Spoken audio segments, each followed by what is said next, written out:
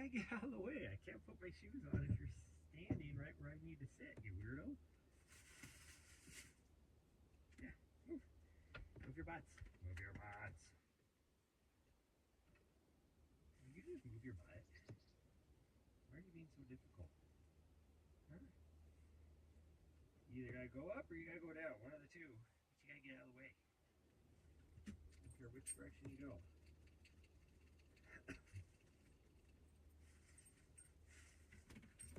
Thank you. Jeez. Turd. Turd. Oh, my toesies are cold. The floor is cold. Yeah, the floor isn't lava, it's cold.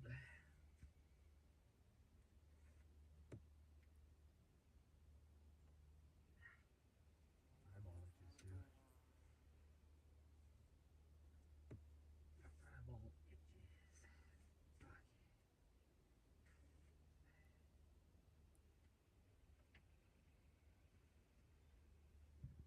Eyeball itches. Such a weirdo, you know that?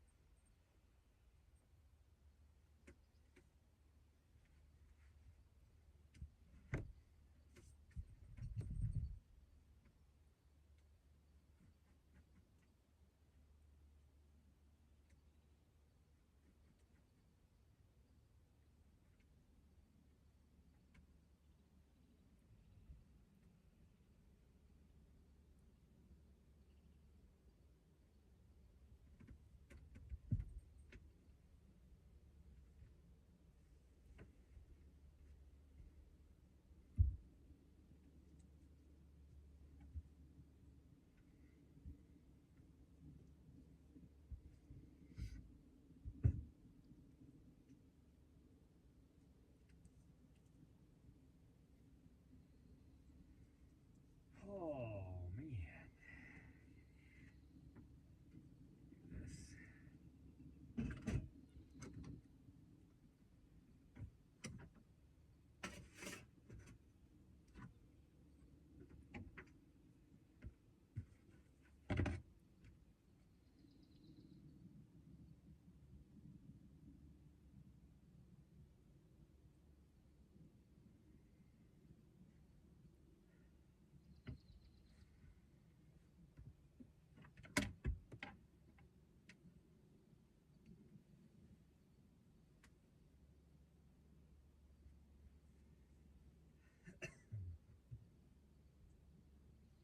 Talk about pop music. Talk about pop music. Doobie doobie doo bop. Bop bop boo bop.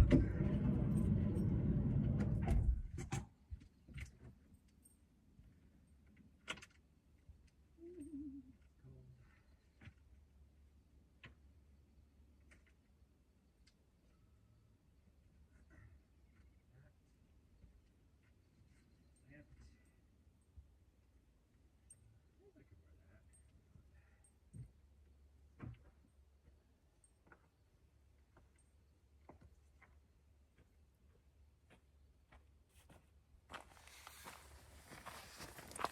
Oh, it is cold out here. Whoo, it's cold. Brr.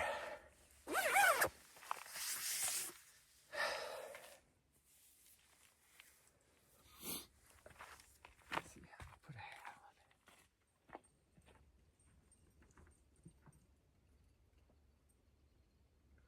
Are you getting crazy? Crazy. Crazy.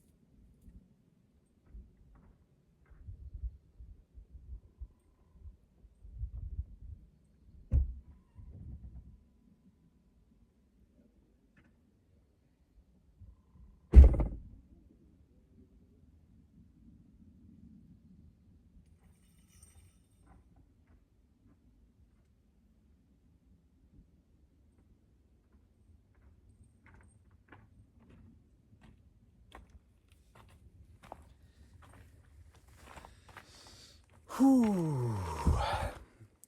Let me move this. I'm gonna take my Starlink down now. Whew, it is chilly out here. It is about probably 30 degrees right now, if I had to guess.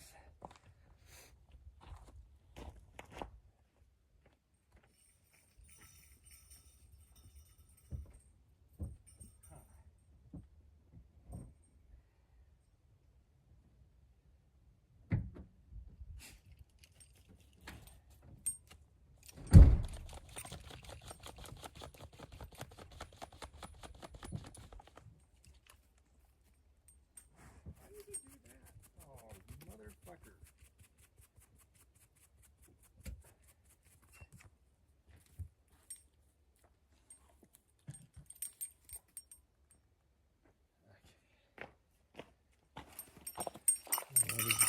What did I do with my phone? There it is. I frickin' stowed. I know for a fact I hit the stow button on my Starlink and I heard it move. For some reason it decided it didn't want to stow. So now I gotta wait for it to come online so I can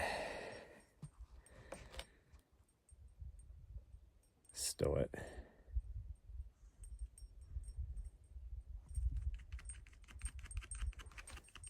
Come on. What's taking you so long? Oh, my hands are freezing. Whew, it was 25 degrees when we woke up here.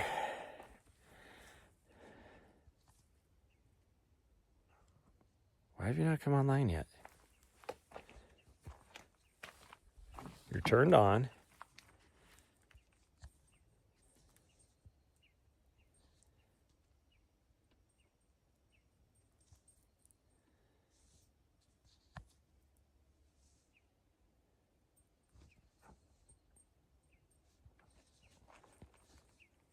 What is going on? Why won't you come online? Hey, hold on, everybody. I don't know what that was doing either. That was the weirdest thing. Like, I would stow it. It would stow.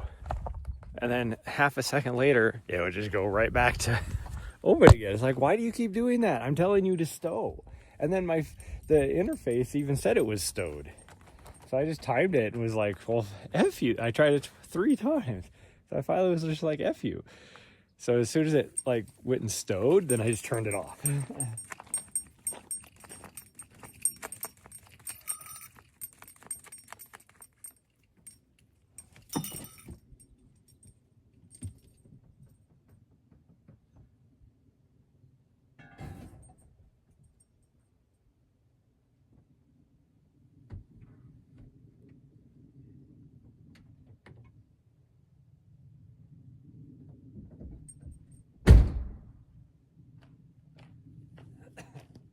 Gosh dang. It's like, why are you being a little bitch? Stupid thing.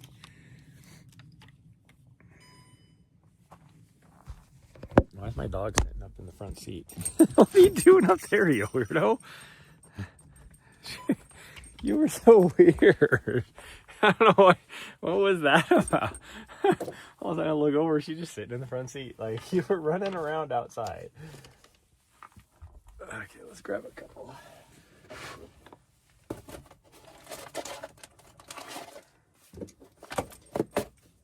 Couple of those. What the heck? Where are things falling around all over the place here?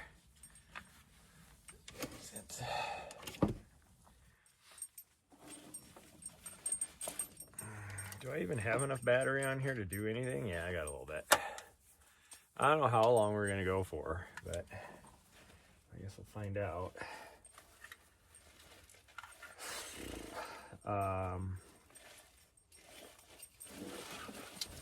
I don't even know, like,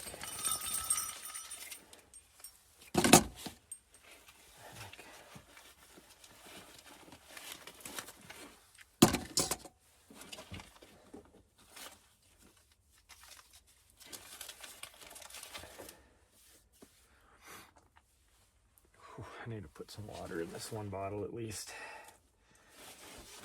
I don't know how well this is, how well our signal is going to go, because I'm just going to be going down the trail, and I know eventually I lose signal. Is very spotty once we get about 1.5 miles down. So who knows? If the stream ends, the stream ends. But I say I don't know how far we're going to go, because I don't know how good the... Come on. Oh, let's take those out at least. Don't need those. I don't know why this won't go down in the freaking thing. There we go. I don't know how much snow is going to be on the trail. Is the big problem. I wasn't even going to stop here. We were going to push on. But as we got closer to the plateau, I could see this end of it didn't look like it had too much snow on it. So I was like, well, let's just climb up and see. Maybe we can stop up there for the night and get a run in, because we were going to just go down Kanab and then I wouldn't be able to stream. But since I wanted to take the opportunity to be able to stream if we could. I'm not going to wear my sunglasses because we're going to be in and out of the clouds, or in and out of the clouds, in and out of the trees. There we go. At least it's not windy. We got in here last night, it was so windy.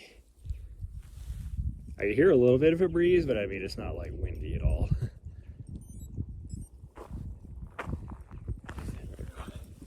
Where are you going? It looks like it is. The drive in though, holy cow. It was, I see the trail that way and it is like, there's snow all over it. So, but we're gonna go the other direction, because lower elevation this way, higher elevation that way. Gosh dang, I need to change the camera views. Higher elevation is definitely going to have more snow on it. So it was so, like, it was pretty warm last night when we came in. It was right around like 58 degrees, or no, it wasn't that high. It was like 52 or 51 or something like that. So the road was so sloppy muddy coming in. And there was even like some deep ruts. But my van performed very well, so it was a good test with my mud tires and everything to see how well I could drive. I drove fine. Had no issues. Anyways, I wanted to stream, so that's why we chose here, because I wouldn't have been able to stream over in the other area. The ground is still frozen, so it's probably going to warm up and start to get muddy, but it is currently frozen.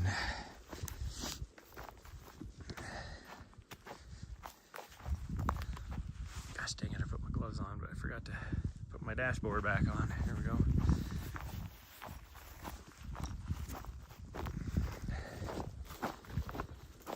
Oh, I mean, this means I'm probably not going to get in.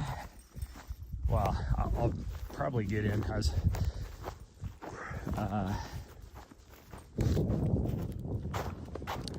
if I push all the way to Montana. Oh, it must be getting a little bit warm out here because the snow is starting to soften up. It was super crusty earlier. The top is starting to soften a little bit. So yeah, I won't get in. Best case scenario would be like midnight by the time I get into Montana tonight. So we might take our time. It'd be nice to cruise into Bozeman on my way up, grab my stuff out of my mailbox, and maybe run with the run club folks.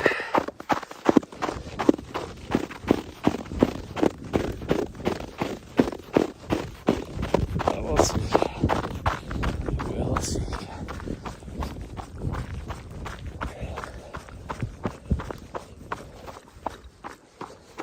That's weird. Just a random tree that just fell over. Like it wasn't dead or anything.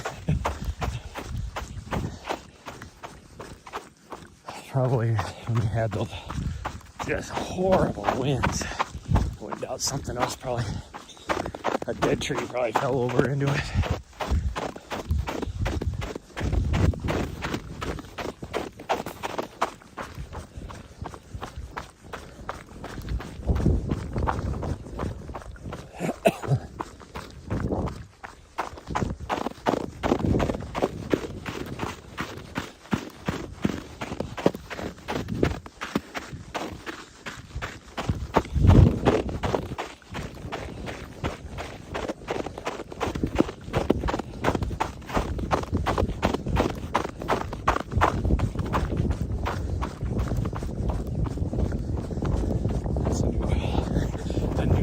Tree just fell over recently, it looks like. Well, by recently it was probably a while ago, because it was probably alive, and those pine needles are, I don't know, when was the last time we were here? That was like, wasn't that like the end of December? So I guess that'd be about right if it was that many months. Almost 3 months ago.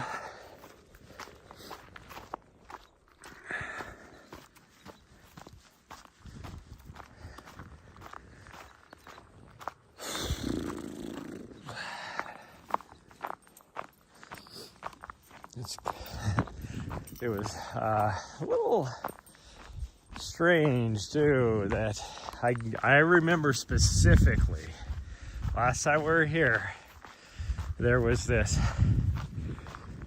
towards the highway is like this really big open like campsite, and it's usually like people with their big huge like RV trailers that park there because it's easy access in and out and stuff. And usually even you'll get like a bunch of people that'll stay there. Well,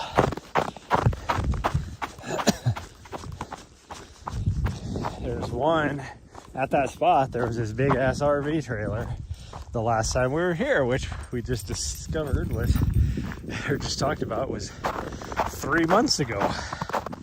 You're only allowed to be out here for 15 days, and then you have to move on. And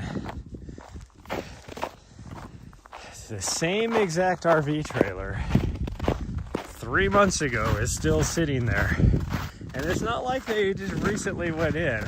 I know for a fact that this has been snowed in since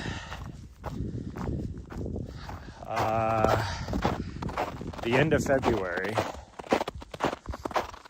Because I talked to a local in Kanab, and that's when they got hit with a huge snowstorm here. He was up here during that snowstorm, and as much snow as they got, because he showed me pictures of it, and then I've been paying attention to the, you know, the weather and everything with what we've been getting down here in Arizona. It's been socked in. So that's at least a month. So it's not like that guy just left and then rolled back in. I'm pretty sure he's been sitting there for frickin' all winter. And I don't know if it's like him actually being there or not, or if it's just somebody that camped in here and then wasn't able to get his trailer out before winter time. So it's just been stuck there because of that. But I would think that the Forest Service would not take too kindly to that.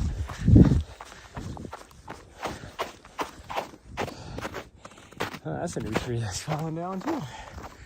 A lot of blowdown. Well, not a lot, but a bit of blowdown since we were here 3 months ago over the winter time. But I know that like when we had that wind, those 50, 60 mile an hour winds last week down in southeastern part of the state, they had those winds up here too.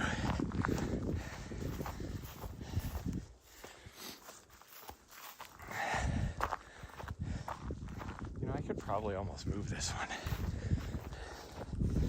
I'll let you see.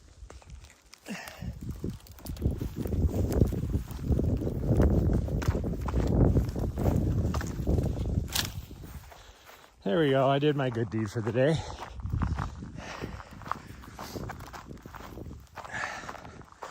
And Ari's running back like, what's taking you so long? I was just moving a tree. Yeah, I was moving a tree.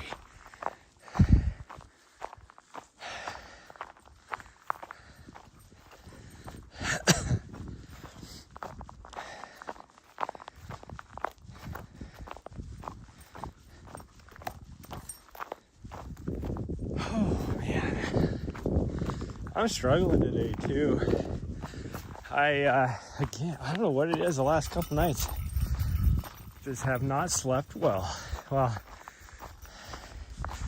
like 2 nights ago, she woke me up and then it took me like 2 more hours to get back to sleep. Like I slept for like an hour.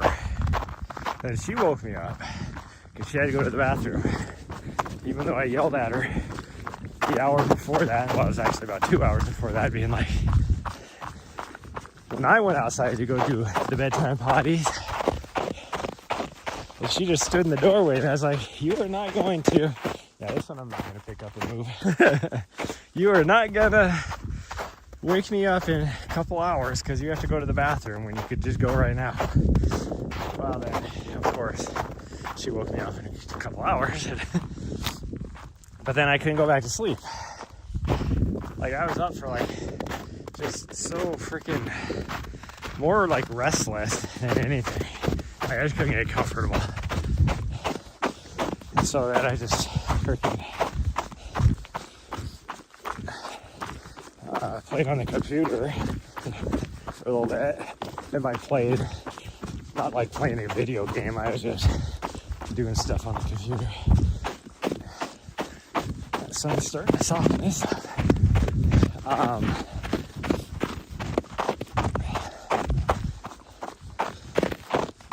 And then, like, I finally got back to sleep.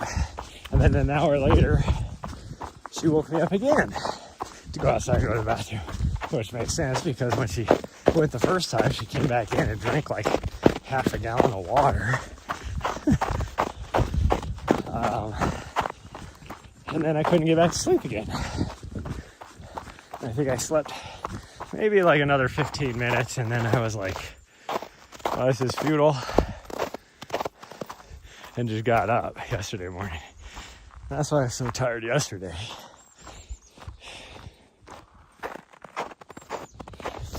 Well, then today,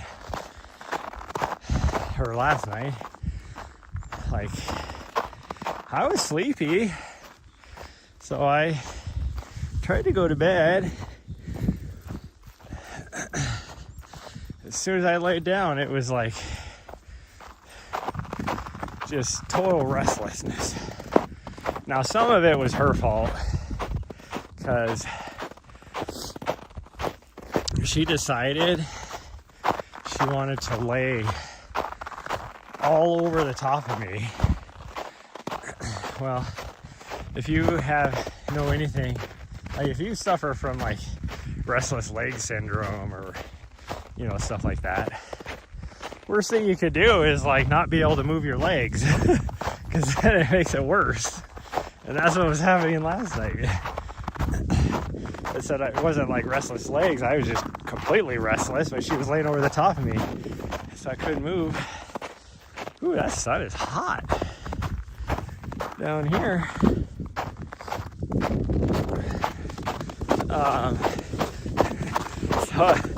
like, I didn't get to sleep until freaking a little after midnight last night. And then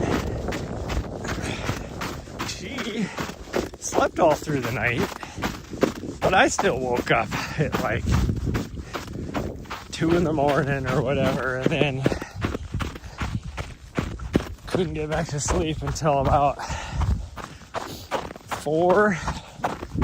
And then I only slept for another hour and I woke up again and it was obvious I was awake. So the last 2 nights I've gotten a combined maybe 4.5, 5 hours to sleep.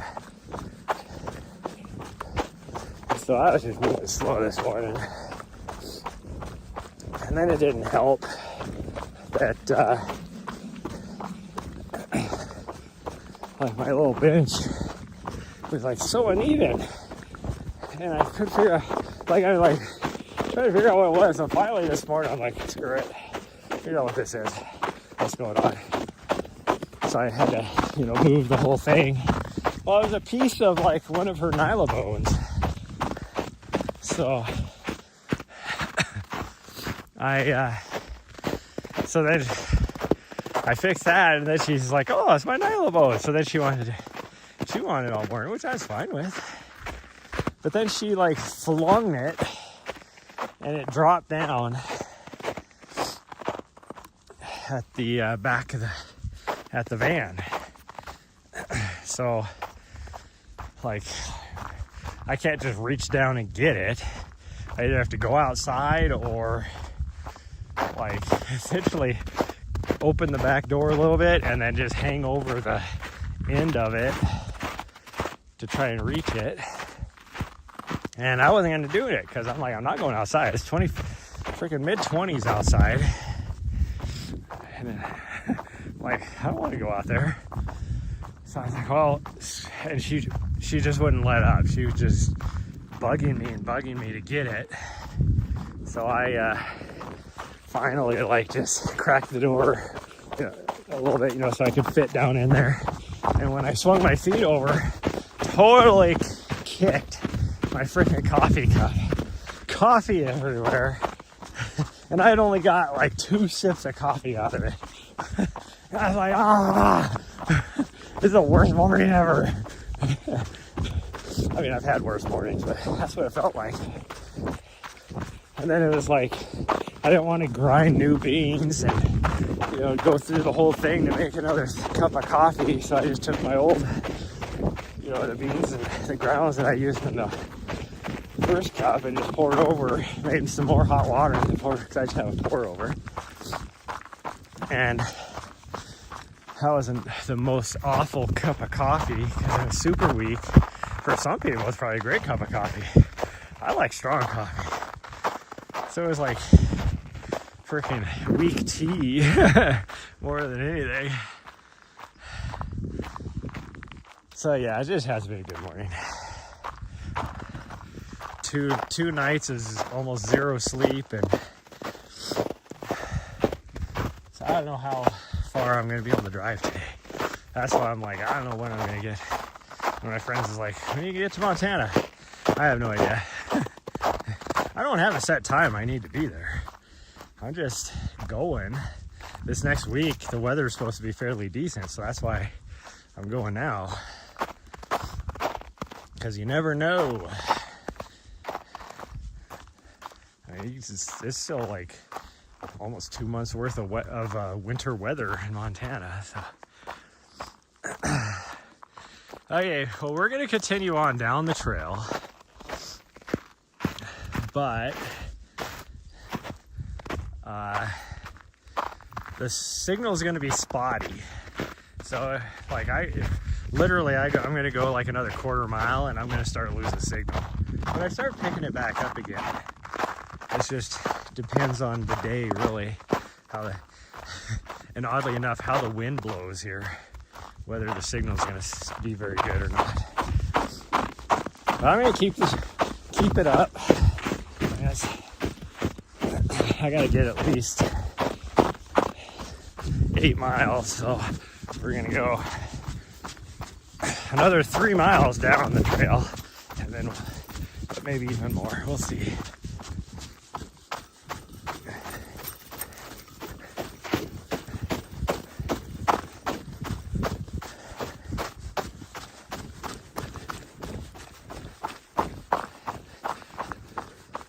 when I come back through, if the weather's decent, I might actually see if we can drive the other direction and get close to the rim trail.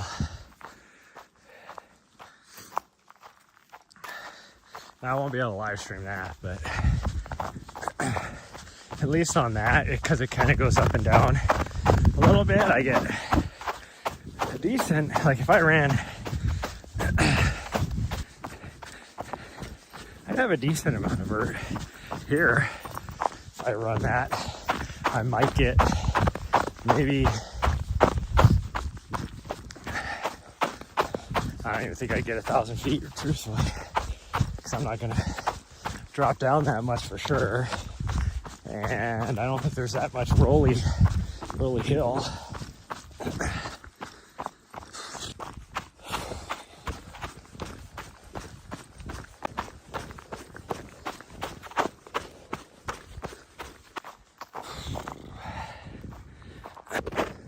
Is that possible? Because it is. Oops, wrong. That's maybe possible. But that'll put me midnight getting into Montana, which would be fine. And then problem is it's snowy everywhere on the way up, so it'd be hard to find a spot that I can camp and then have access to a trail to get a run in the morning. And even though I said I could, somehow like go run with the run club tomorrow in Bozeman, then I run into finding a spot to camp that's only a few hours away, I guess you could say, for our run club, so they don't meet until 10 o'clock. Where in the summertime they meet at 9. This is sort of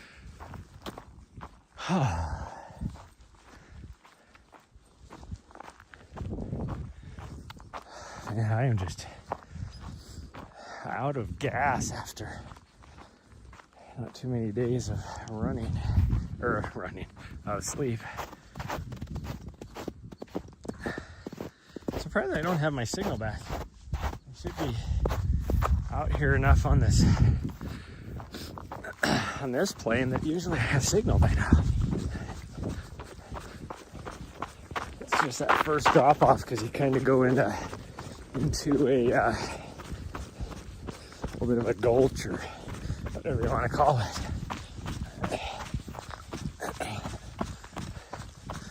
Now we're further out, so should have signal.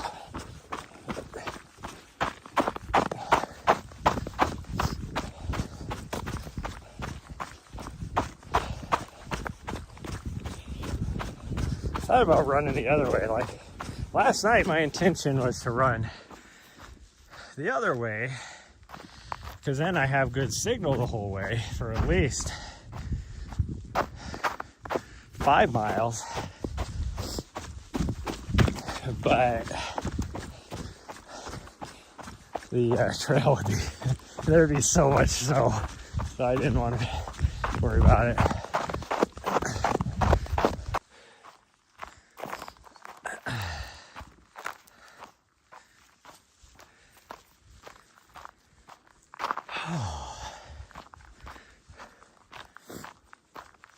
Even my leggies are kind of tired.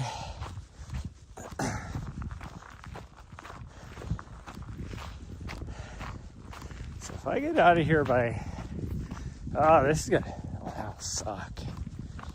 Like if I leave here by noon, like that'll put me in like Salt Lake City right during Friday night rush hour traffic. Oh, I I don't like going through Salt Lake City anyways, because every time I go through there, I get like 2 or 3 more rock chips on my windshield. I say rock chips, but it could be anything. I gotta take my hat off. Ooh, it's actually a little warm. One time I came through there, it would have been the windshield I had to replace before the one I have now, which needs to be replaced because of all the rock chips. But I came through there, and I took a like a lug nut or something to the windshield.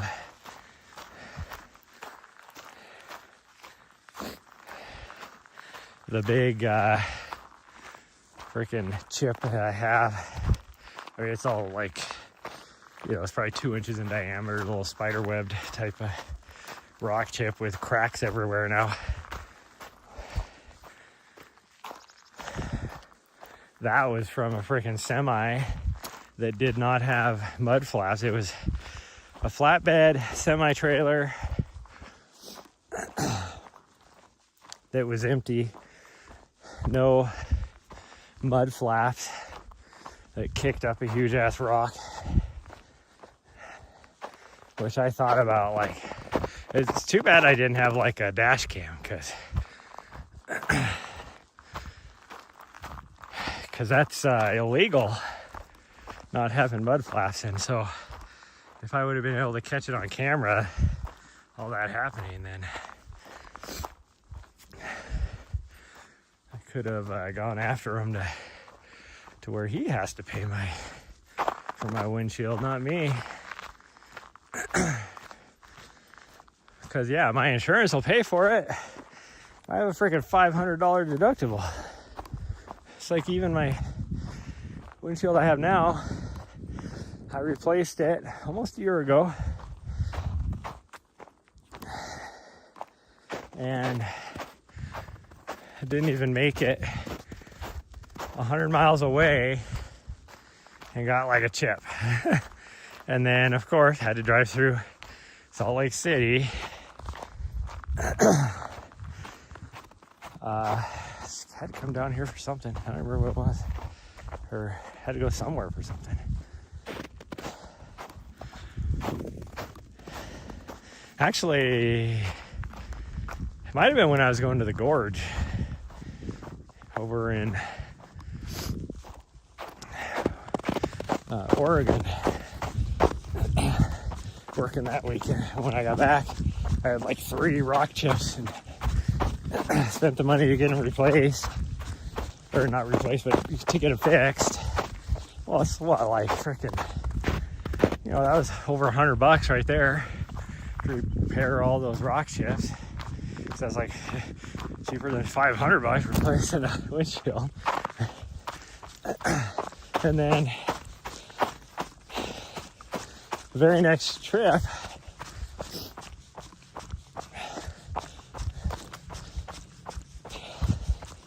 I would have been coming down here the next trip, and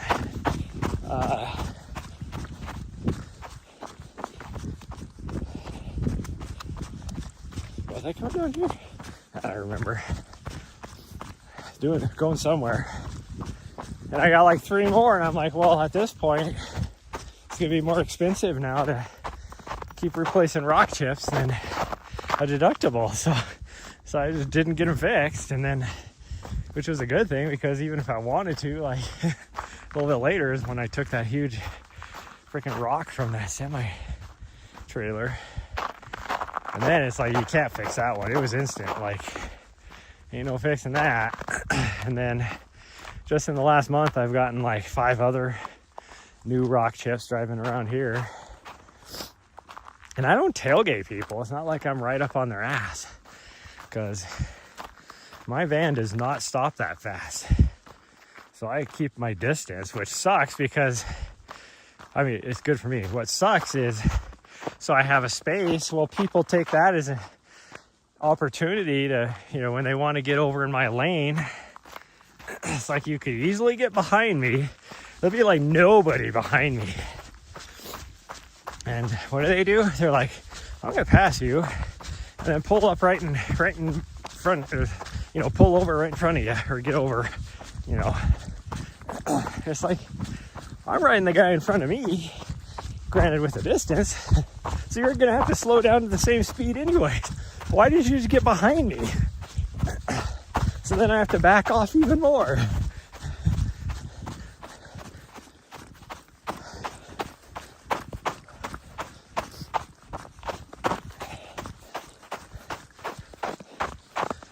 People in Arizona, I don't get the way they drive, but I mean, people talk about bad drivers all over the place, but I have driven all over, and other than Washington, D.C., and I would even actually probably say D.C. isn't as bad. The Arizona drivers are ridiculous. Like, if you're not doing 90 and a 55, then you're impeding the flow of traffic. And then even if you're just on the freeway or even a 2-lane where they have a passing lanes and stuff, they'll pass you and there could be like nobody, absolutely nobody behind them, and they will frickin' like just barely get past you, less than a car length, and they'll like cut over in front of you. And it's like a quarter mile or whatever before coming back over into the right lane. Like, why do you do that? Like, there was one guy that did it. This was probably 2 weeks ago on the freeway. That's probably more than 3 weeks, or it was probably more than 2 weeks ago now. But he did it, and he cut over so close that my anti-collision stuff immediately went off. It's like, dude, you know you're cutting over too fast if that happens. What the fuck is wrong with you people?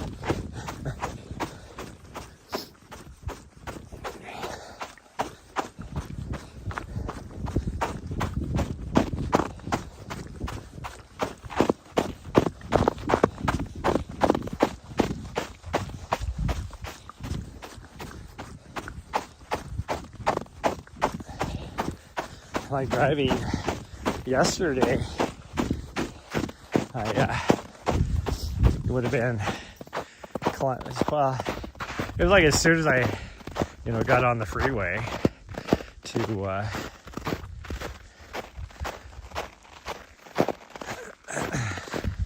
start heading north on I-17, and this white truck, like, it was actually, he came up behind me right when I was merging onto the freeway, and I had to slow down because there was a RV. But anyways, he slowly passed me as I'm waiting for another car to pass me so that I could get around this RV. And I get behind him, and then he slows down to the freaking same speed as the RV, which was like 15 under the speed limit. And he just sat there. And then we finally got around the RV. And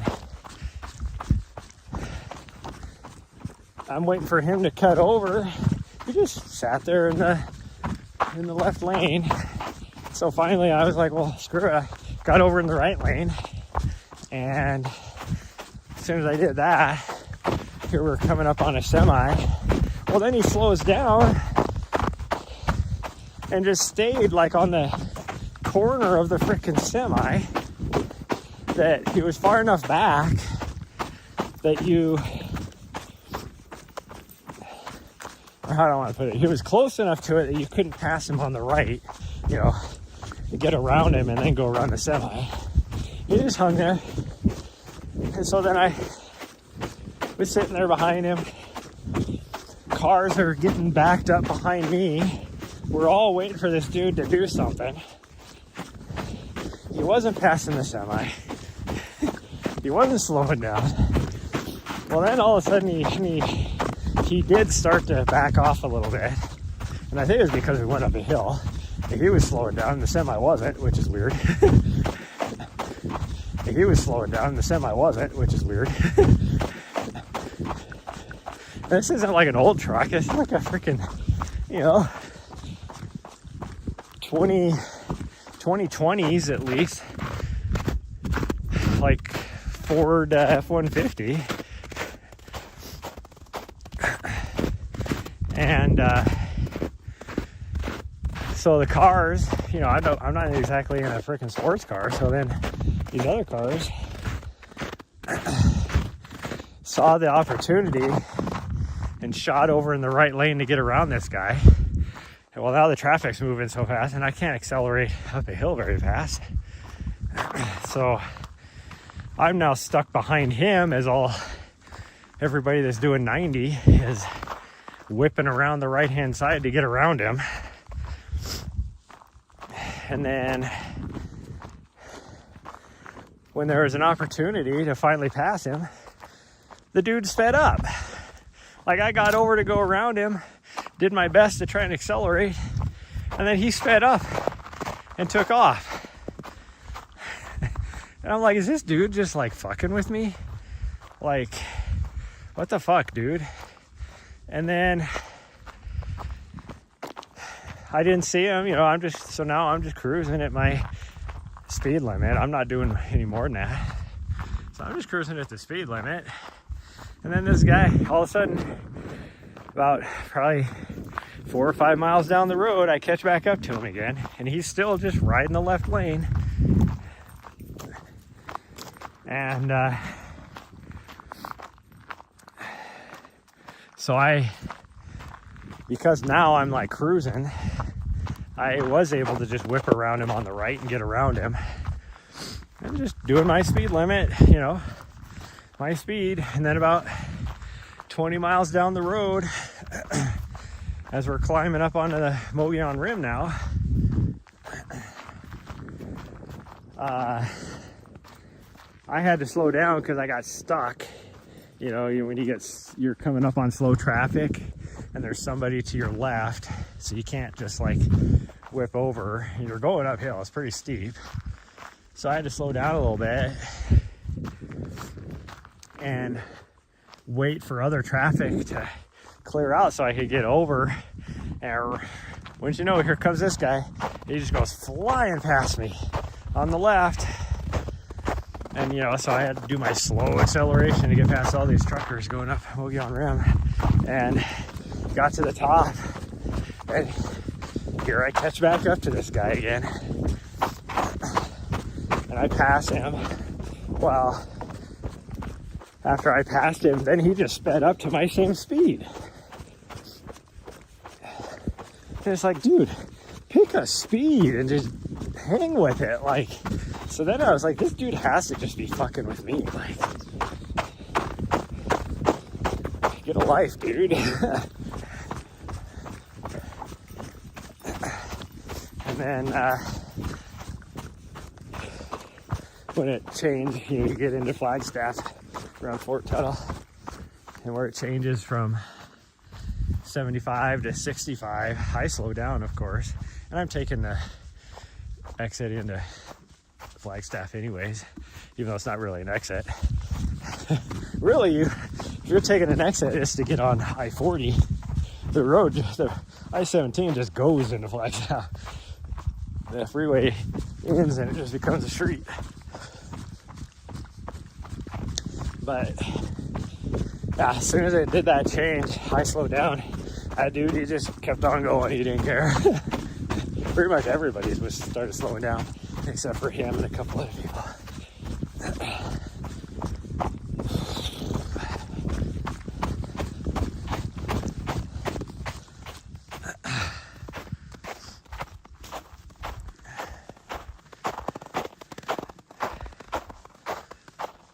Oh man, I'm feeling it. This going back is gonna suck.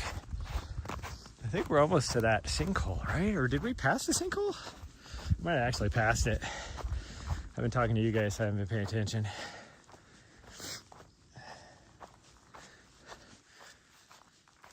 I don't think we passed it. I thought it was around the 3 mile mark. We're not quite to 3 miles yet.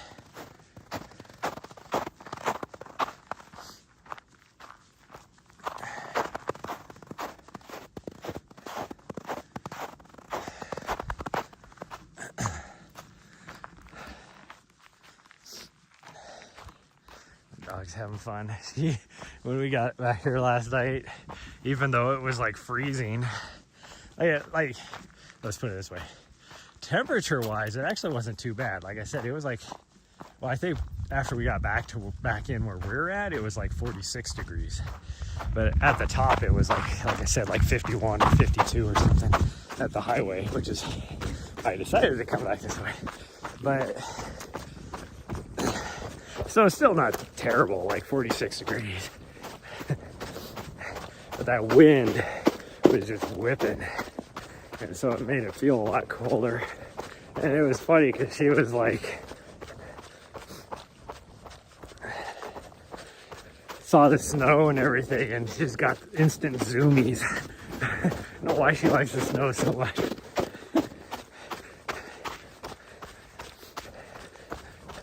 And I guarantee she likes it out here a lot better just because it's not like, well, one, there's not as many pokey things out here. Still a little bit of cactus, but that's about it. And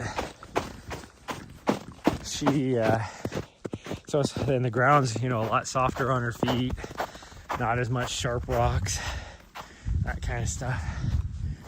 I guarantee you she's like, this is awesome.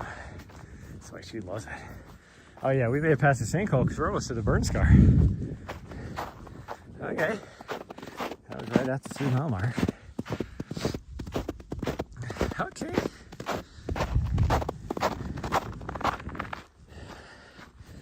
So I wonder if that, if it's 4 miles or maybe 5 miles to that reservoir that's up here.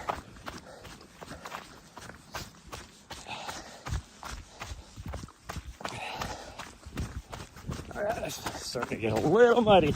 Been a horse out here. What horse is that? Super soft and muddy and sloppy. But back there, the underneath side was still frozen. So in the shade is still frozen. Out of the shade, that's a little sloppies.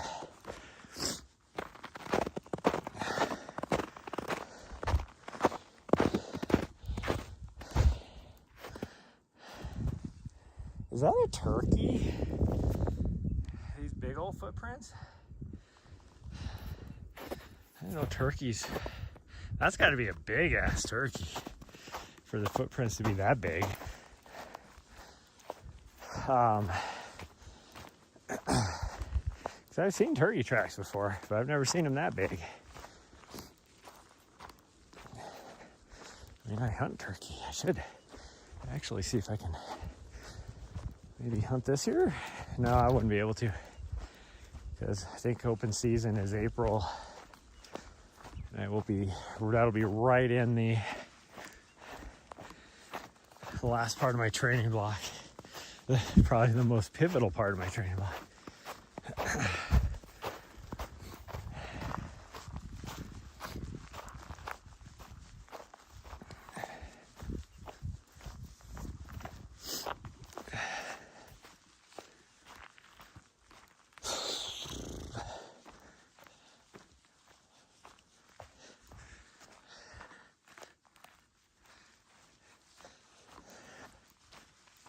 One of my friends last night talking about this race coming up. She's like, no offense, but are you going to finish? The fuck kind of question is that? It's like, well, your last couple races haven't done so well. I'm like, no, my last race didn't go so well, but issues for that. And then race before that, I didn't even get to race because I had an injury. Then you go back a race before that, my races were good. I had good races. Like, besides my last race, like, you could only do what you could do, but like, it's not like I could, you know, take and get a good reset with the issues I was having, because you have time frames.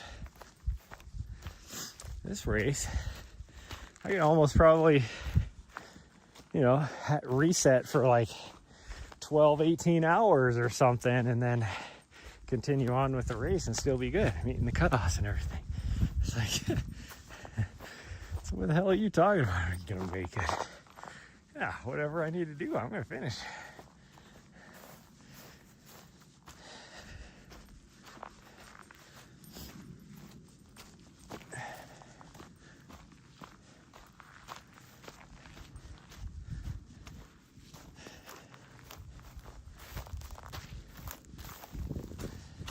Oh, this is so nasty, muddy. Man, here's the issue I have. I am one of those people that advocates that if you're on a trail and it's muddy and sloppy, you're the one that chose to be out there. So don't be, you know, riding up on the edge of the trail to stay out of the mud and everything. But man, normally I'm not on a trail if that's the case. Now I'm out on a trail and there's spots that are getting all muddy and sloppy, and I'm like, do I don't want to make the trail any wider than it is, you know. But also, if a trail's really muddy and you're making now basically rutting it out, it's going to be more susceptible to erosion too.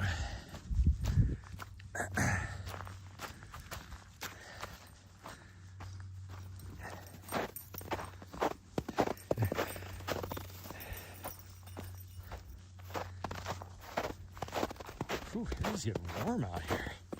Gosh dang, I'm like freaking sweating. I layered up for how cold it was.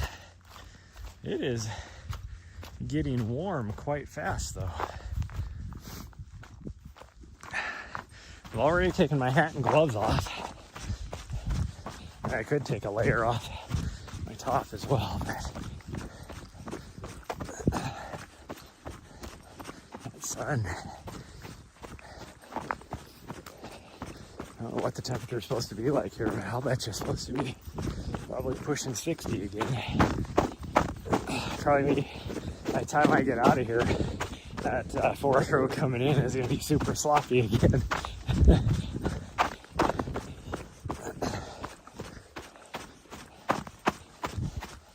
Like, it was really, really sloppy. There was one point like my back end tires were sliding to the left while like I'm trying to turn sideways, you know, as my tires are spinning going down the road. And it wasn't because I was like going down a hill or anything. It was just flat, but it was so sloppy that, and I took my traction control off so that I wouldn't have issues with as much issues as with wheel spin, because Jesus, slippery. Sometimes with traction control on,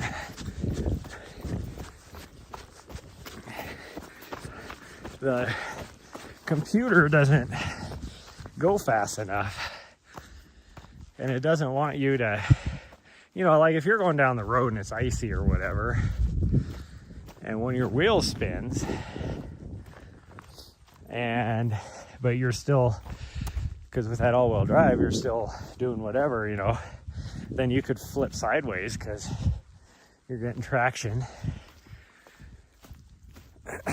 on you know, 3 other tires and not that one. And so your other tires are grabbing and it'll, you know, turn you a little bit. So that's a good thing with the traction control. The way the traction control is designed though is it's supposed to shut down the power to that wheel in such a way and start putting the power to the wheels where you are getting traction in such a way that you can, you know, still get going down the road. I mean, it completely shuts down the power. Well, it almost doesn't think that fast. So that's why it's dangerous going up a hill for me. If I'm climbing up like a really super steep mountain road and I have that traction control on, it'll, what does she see? It'll, you know, shut down the power. And it's like, that's when I don't need the power shut down, because now I won't be able to get going again, or I'm going to start going backwards down the hill, and I don't want that. And eventually but it takes like 30 seconds for the computer to figure out what it's doing and then start giving you the power back on the tires that aren't moving. So for me, just because I'm an experienced enough driver, I just take the traction control off in most situations like that, because I don't lose my power. And if one wheel spins, my other tires are still working and I can react and, you know, understeer or oversteer or whatever I need to do to, at least to keep moving forward up the hill.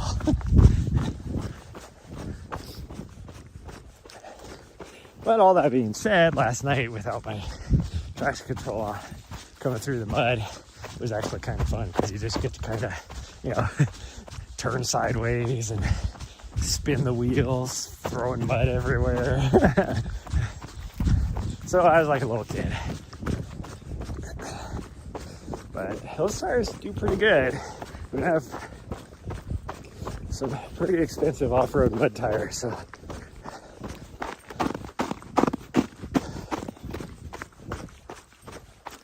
they definitely did their job last night, I could tell. Like if you're on highway tires, or even just like some all-terrain tires, or at least if I was in my vehicle, I wouldn't have been going anywhere. Because that mud was, okay, here's the road.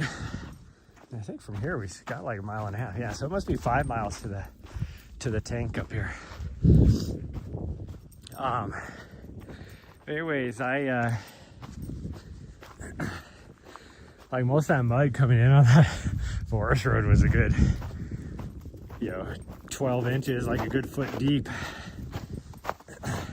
There's even one puddle I had to go through that I was almost pushing water over my grill. That's how deep it was.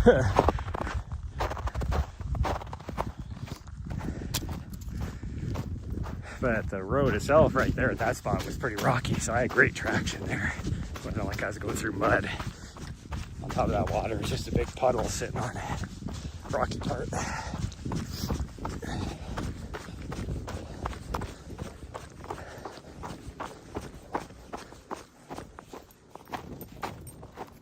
My dog is having so much fun.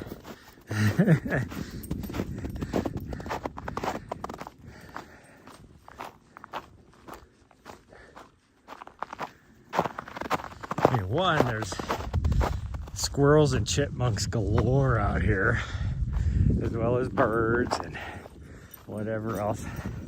I'm so glad she hasn't found turkey yet. The last year of us, the few times we've been up here, it's actually been kind of funny, because when she was really young, when we were up here, we were just out for a walk one night, and there was a herd of probably, or a flock, or what do you call, whatever, a murder, no, that's a murder of crows. What do you call a bunch of turkeys? I have no idea. But There was easily like 20, 30 of them wandering around. And they took off. But she didn't even notice them. But it was funny because she could smell them. I know she could smell them. But she had no idea where they were at. And they took off, luckily, without her noticing. And then I think it was the last time we were up here on this trail, actually running back this far, I could see that group of turkeys. I think I was even live streaming. And I could see, because I saw movement, and I was like, what is that? And then as we got closer, it was turkeys. And she didn't see them. Because the thing about turkeys is they'll just run. They don't take off flying or whatever unless they absolutely have to. And she will chase them. And they'll run for miles, which means she would run for miles. This mud is so sloppy, that's why I'm walking through it, because I think I would slip and fall. Shady stuff is still pretty solid. It's just the stuff in the sun. It is horrible. Oh gosh, you see, like right there, I almost slid. Or I did slide. I almost fell because I slid.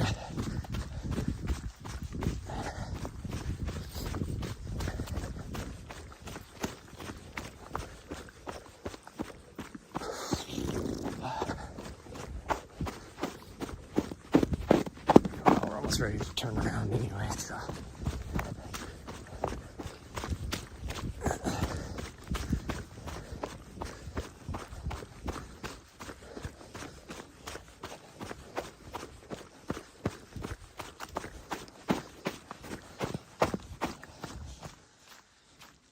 Oh.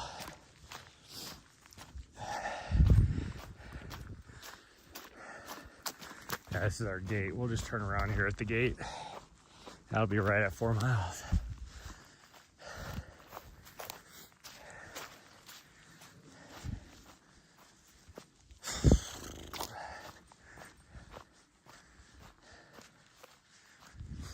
I'll make sure I get my 4 miles, which will probably be right at the gate. And then I'll have to convince her we're going back the other direction. I'd like to just run to the tank, which again probably is another mile, probably 5 miles. But we're gonna turn around. Oh, of course, I went to the other side. Nari, hey.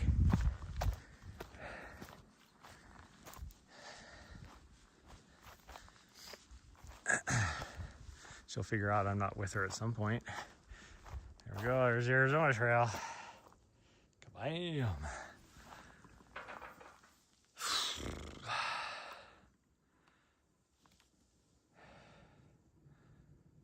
She is leaving me, even though I yelled at her, telling her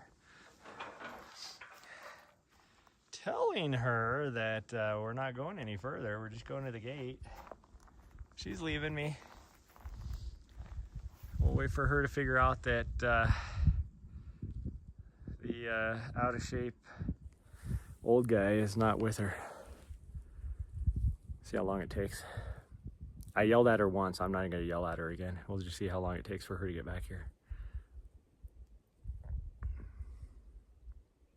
It's been a minute now. Cause I have a clock on my dashboard, so I looked at see what time it was.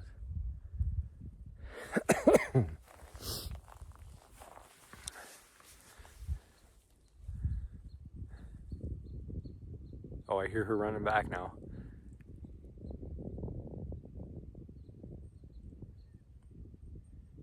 Nari, I'm right here. Right here. So it wasn't quite 2 minutes. And then she stopped up there. Yeah, we're not going, we're going this way. You made it under, you got under the fence. Oh, geez, don't scratch yourself, though. Weirdo. She stopped back there because she didn't see me standing at the gate. So she ran back and then she stopped about, Yeah, it was probably 100 feet or so back there on the trail, and started, like, she stopped, and I could tell she was trying to figure out where I was at. Because she stopped and she wasn't breathing hard, like to get real quiet so she could hear, and then she was looking. So that's why I figured I better let her know where I was at. I always have to do that.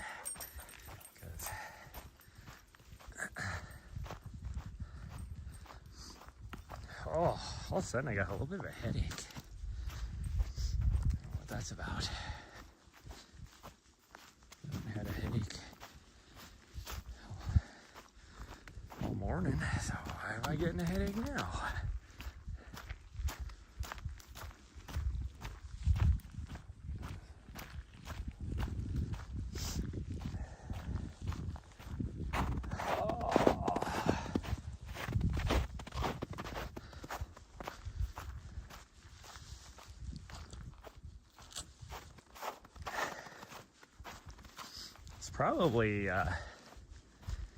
Probably elevation, if I had to guess.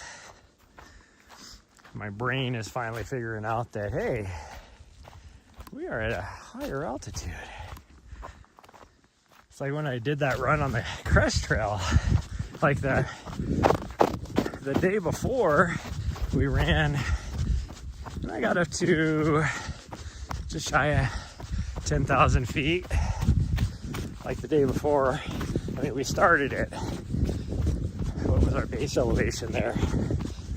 Like a little over 5,000 feet. And actually, no, I would have got up to 9,000, almost just shy of 9,000 feet, I think, on that one. But,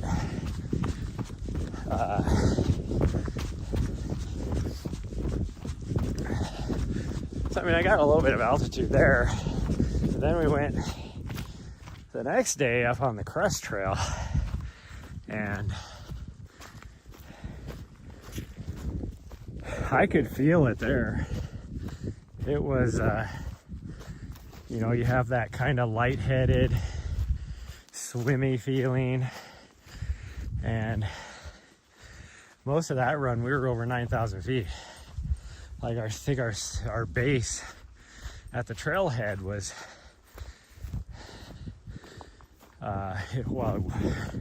it was over 8,000. I don't remember what it was exactly.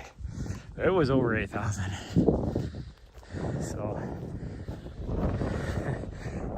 doing that run the whole time, it was like, yeah, I can feel the elevation here, that's for sure. But since then, other than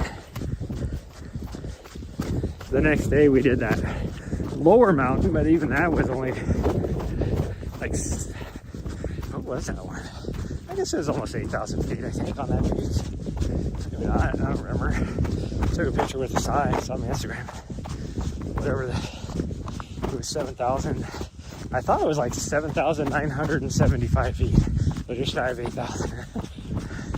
But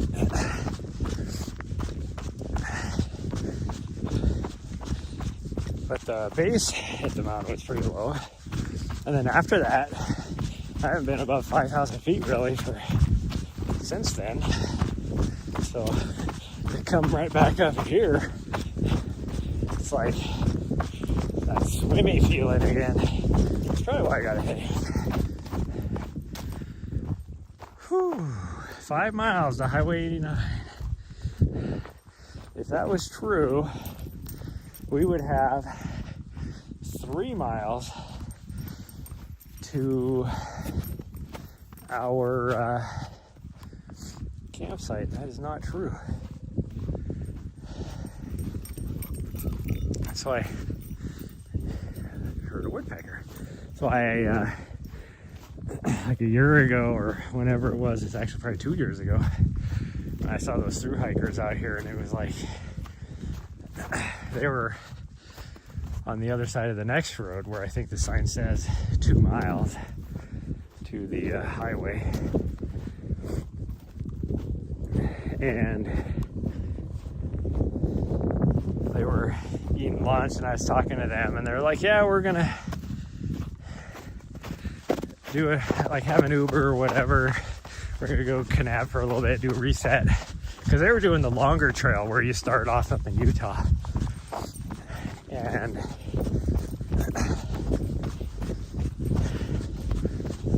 they're like, yeah, our Uber will be here in like 20 minutes. And I looked at them and I go, well, you better get a move on it. They thought they were like less than a mile from the highway. And I'm like, you know, based upon what the sign said. And I was like, oh, you're actually still like over 2 miles away from the highway. And they're like, really? I'm like, yeah, that sign is inaccurate back there. And they're like, oh shit. So they immediately packed up and started heading off the trail. Because I just ran from there. I was actually camped on the other side of the highway and was running this way. So I knew exactly what the distance was.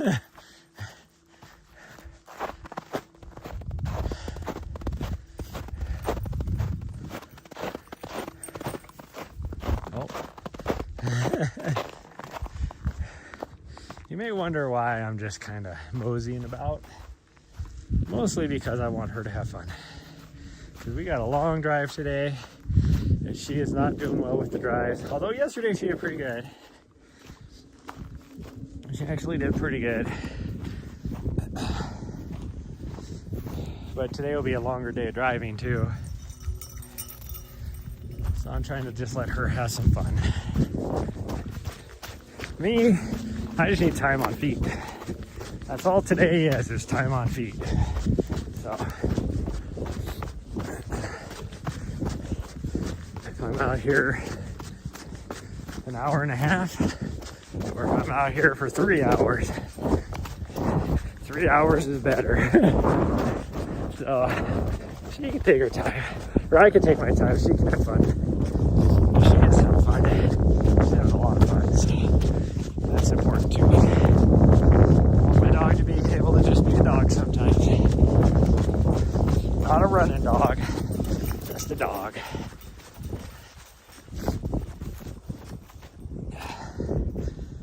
Ooh, there's that wind. Now I'm gonna put my hat back on because my ears are gonna get cold.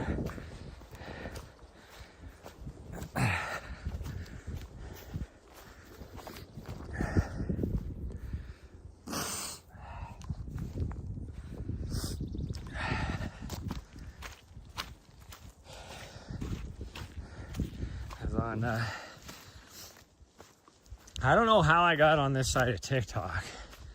I was watching a little bit of TikTok in the middle of the night when I couldn't sleep. And here, like this last week, I've been getting a lot of the, what the heck is her name?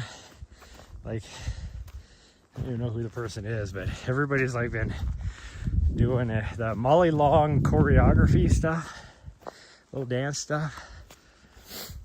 And so I have that pop music song stuck in my head. And then I've had somehow got on Dance Talk, I guess. I don't know. These it's like this weird ass dance thing. It's like they just stand in one place and do this like marching thing, and then at some point they change to like almost like a double tap toe thing or whatever, but they're still like for the most part standing in place. I mean, they bounce around a little bit or whatever. They're like all in a line or whatever, and I'm like, how the hell did I get on this? And what the hell kind of dancing competition is that? It makes no sense to me. But I did have somebody explain it, right? You know, because I was somehow got on that side of TikTok.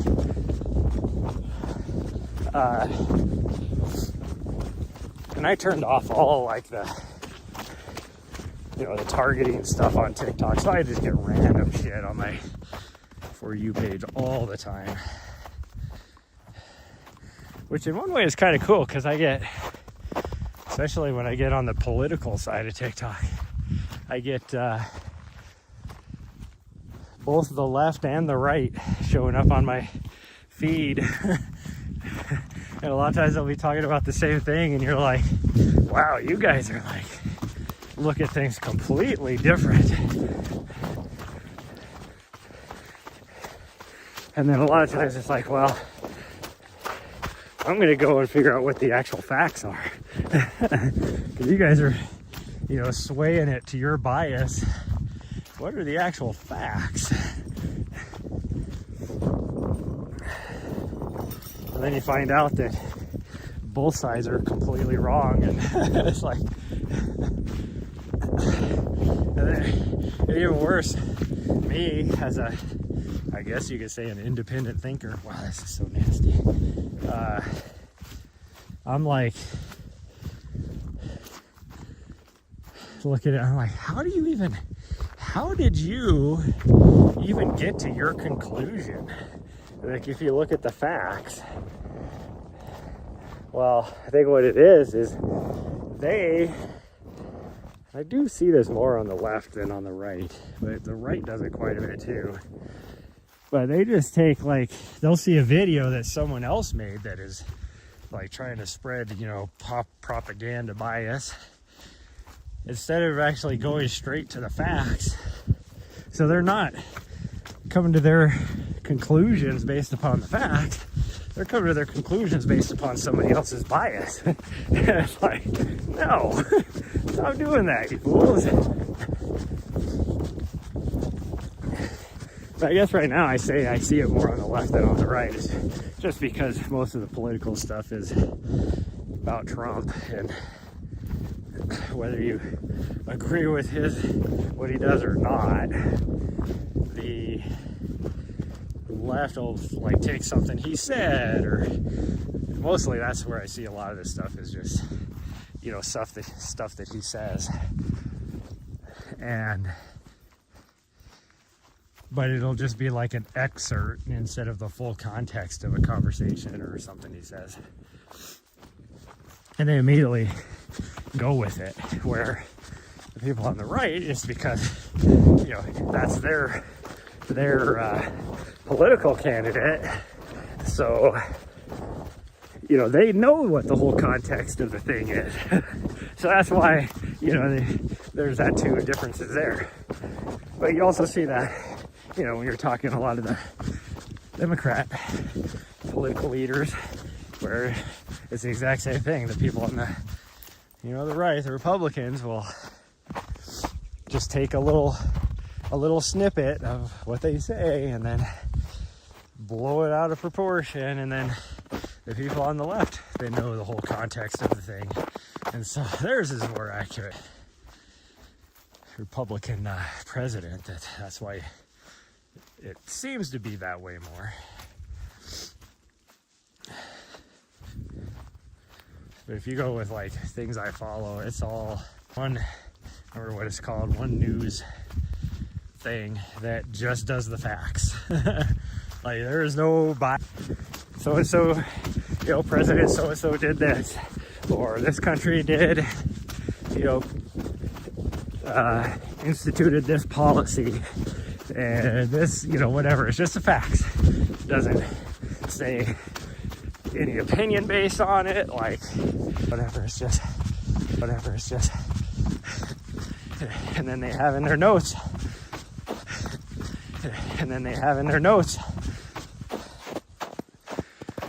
like links to different stuff, and it's not like you'll never find a link to Fox News or CNN or anything like that.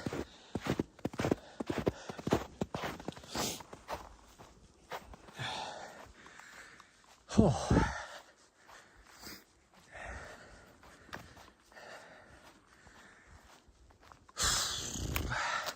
This is all uphill all the way back, by the way.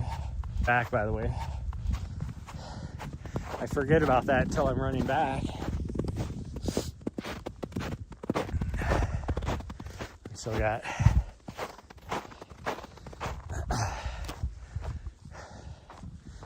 Still got what, 3 miles to go? Jeez.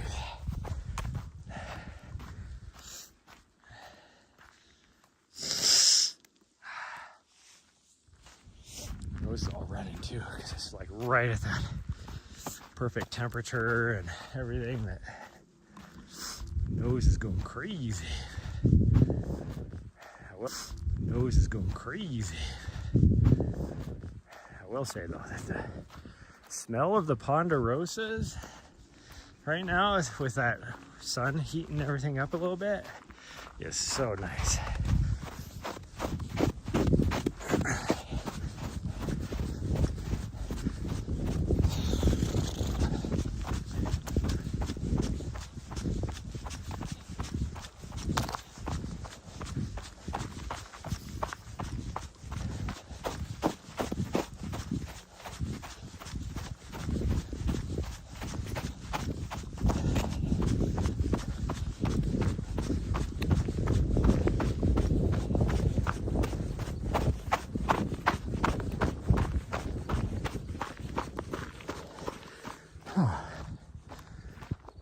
Where my dog's at. Hopefully she's up here somewhere. I saw her take off ahead of me, but hopefully she realizes I'm still behind her. That's the important thing. If not, we're sure she could find her way back to the van. She's been out here on this trail quite a few times. And even if not, I think the cell service is probably good enough that I could track her by her collar. There she is. There she is.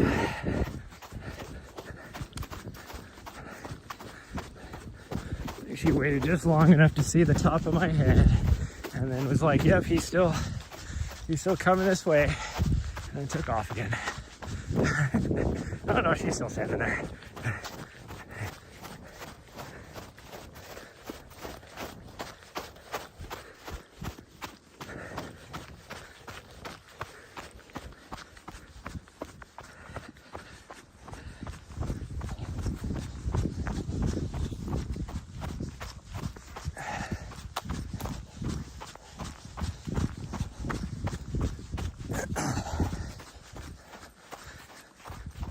Yeah, see, she could have easily gone down the road, but she chose the trail because she knows where it's at.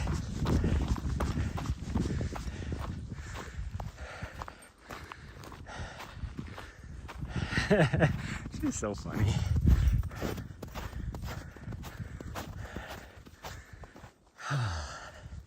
I need to spend more time training her. Problem is she is so hard to try and work with, because you have to, in order for her to even want, like, be not, you know, super energetic or whatever, you know, we have to go out and do a couple-hour run, or she has to play, you know, another dog for like an hour, whatever it happens to be, and then you try and work with her. Well, now then she's tired, so she's like, all right, I'm gonna go to sleep, or you know, it's boring to her, I guess. So she doesn't want to do it, so she just goes off and takes a nap. Like, there's no in between. Like, in order to train really good with a dog, you need to get, you know, some good play or energy out of them.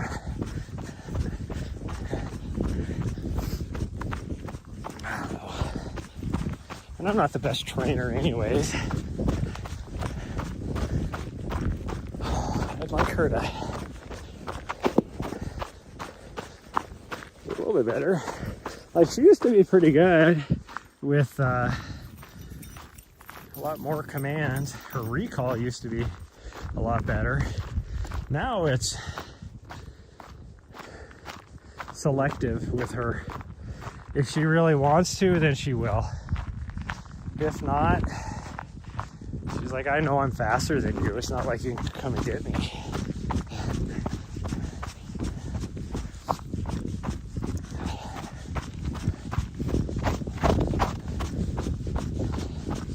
Like, about the only thing she's really good at is sit.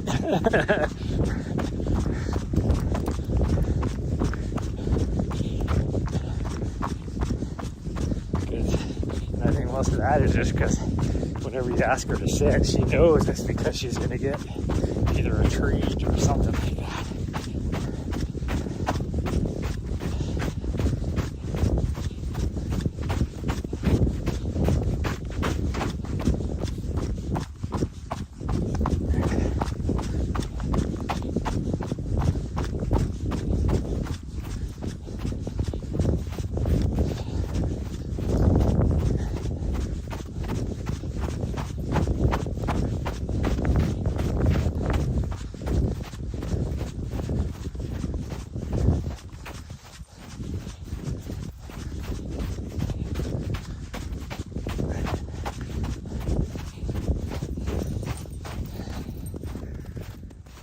Whoo!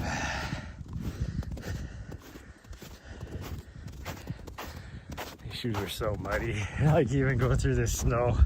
Like, the bottom is probably clean. Yeah. My soles are, my tread on my shoes is clean.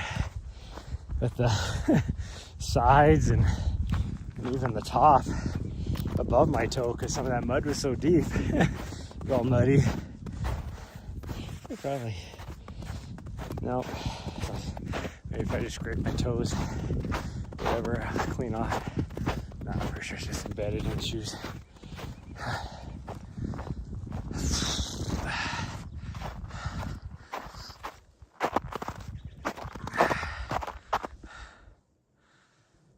Oh man.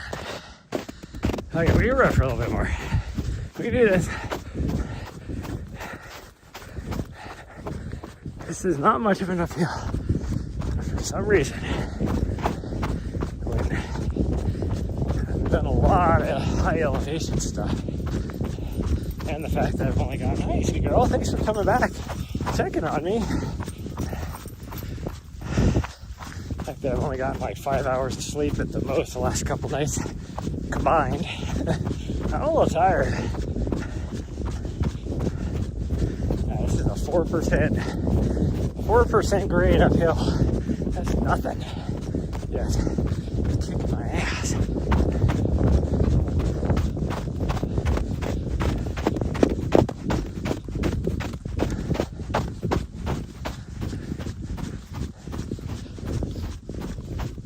Oh, we're back to the sinkhole. Back to the sinkhole over here. What's this called? Something.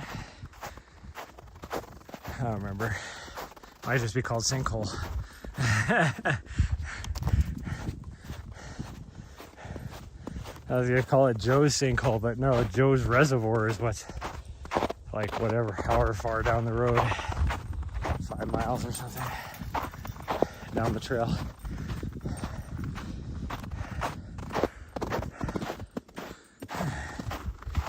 Oh crap, I need to plug my phone in.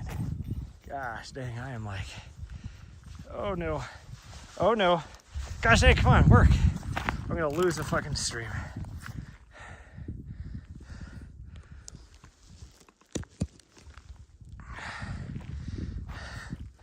Couldn't get my freaking cord out. I don't know where my cord was at in my battery, but it was like buried in there. Well, hopefully I don't lose the stream.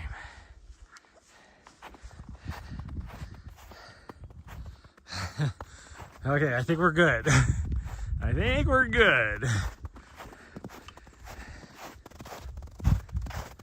So I haven't been paying attention. All of a sudden I looked and I watched my phone go from 5%, which is where it usually drops the stream, to 1%.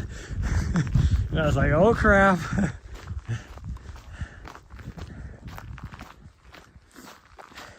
And then of course, because I put my gloves in that pocket where my battery's at. I couldn't get to the cord.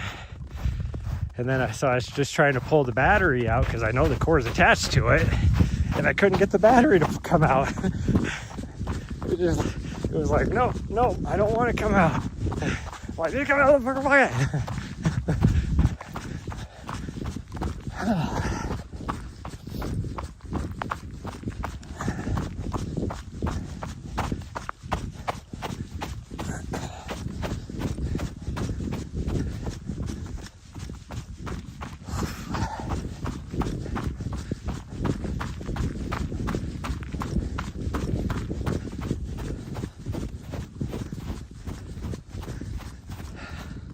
I see, girl. Were you eating snow? You're thirsty? Oh, geez, she's gonna attack me. What was that? What was that, you silly? Huh? She's got the zoomies.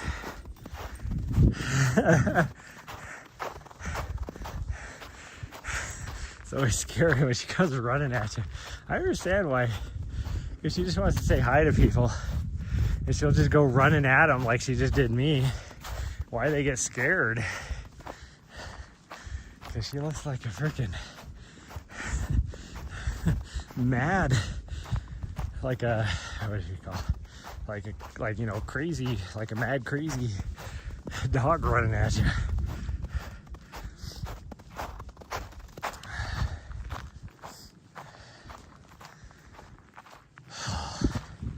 I think she's waiting on me.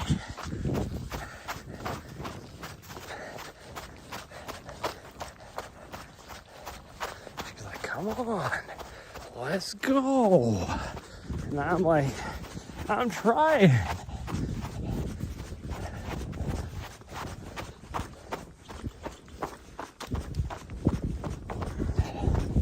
And we got a little over 2 miles. Like 2.1 miles left, which means we're about 3/4 of a mile from the road.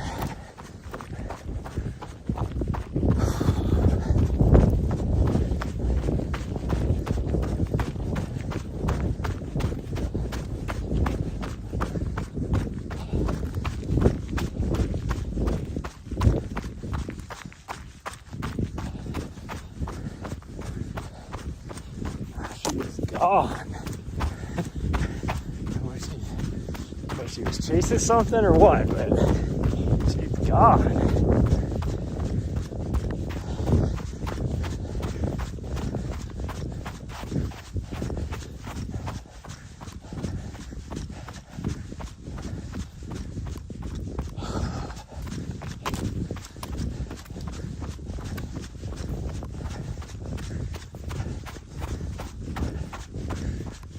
Where we saw the turkeys last time. Well, it's where I saw the turkeys. She did not. We have seen some turkey track. Oh,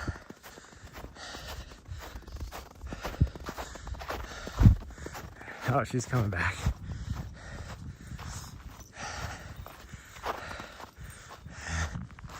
You're silly. You are just a big goof. Just a big goofers. I'm guessing there's probably lots of squirrels or chipmunks or whatever in these brush piles.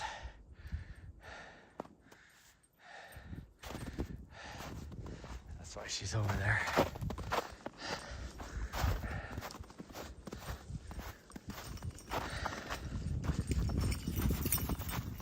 Yeah, she's off. I'm not quite ready yet. It is definitely, this altitude is getting me. There's no question about my main issue this morning. It's not this lack of sleep. It's the altitude. We're just shy of 8,000 feet right now. I can tell you exactly what I'm at. I am at 7,600 feet. Whew.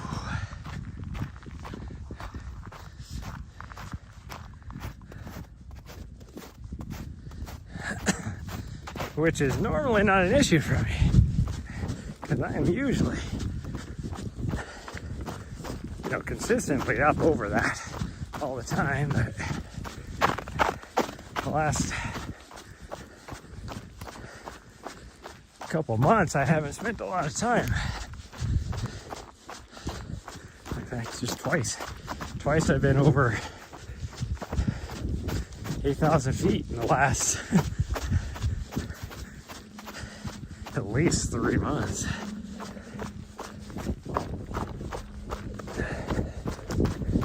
Oh, trail goes right here. Good thing she showed me where it was at. I'm gonna keep going down the road.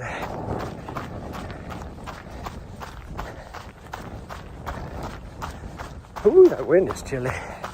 Now that it's picked up again. It's blowing from the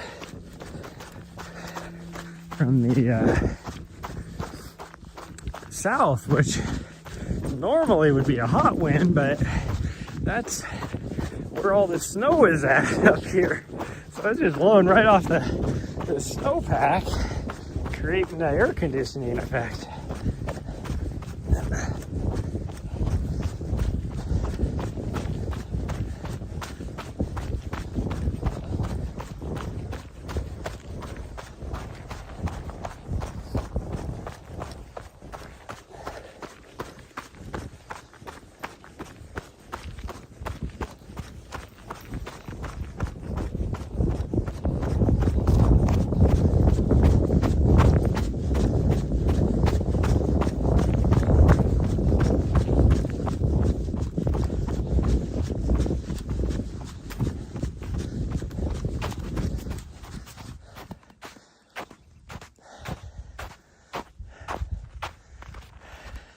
I feel it the most when I stop running. It's like as soon as I stop, that it's like a swimming feeling in your head.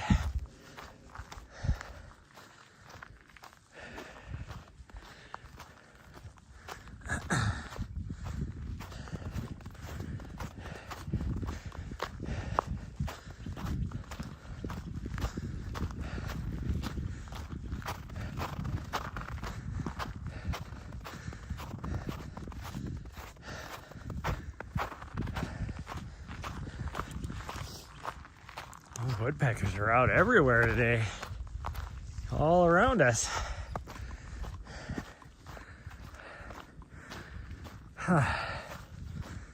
Whew. I am tired.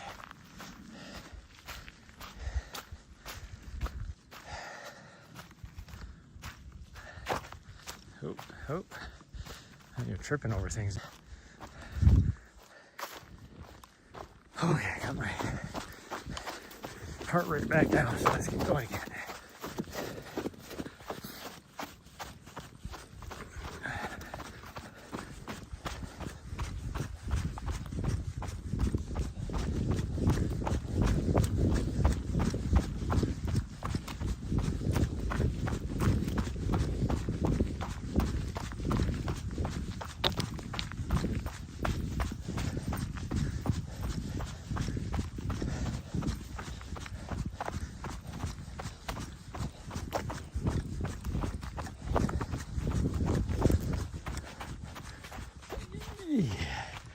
Whew.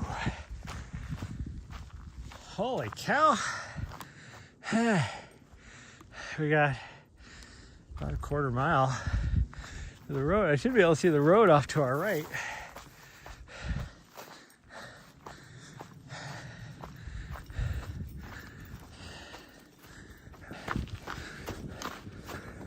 Oh. It's all steep parts. Actually, I can't. But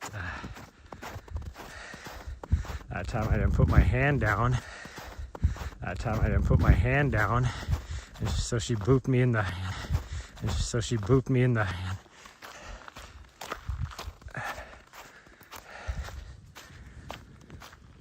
Whew. Okay, almost there. Let me just going to be a lot longer just because I'm walking up this hill, but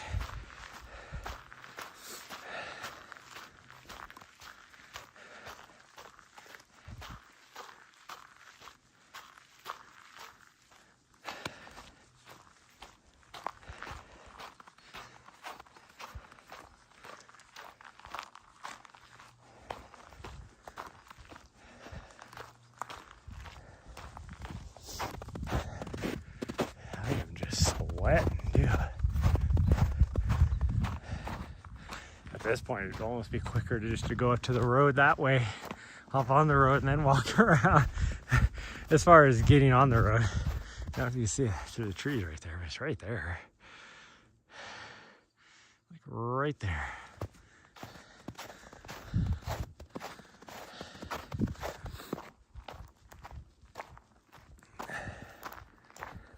So, which means the road is, yeah, I can see it now, right here. That's the road right there. But we gotta go up here another however far to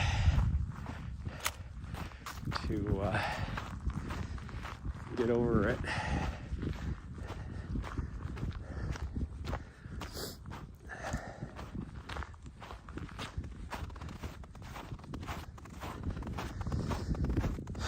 Well, my dog's prints are still going this way, so that means she's up ahead of us. Oh yeah, I see her tail. Her tail is going back and forth. That means she's on the trail of a chipmunk or a squirrel or some sort of vole or mouse or something. Who knows?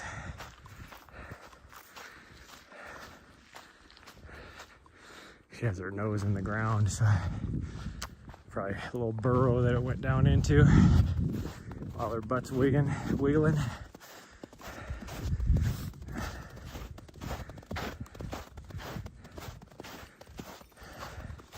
There's that last little drainage we have to cut across. So, yeah.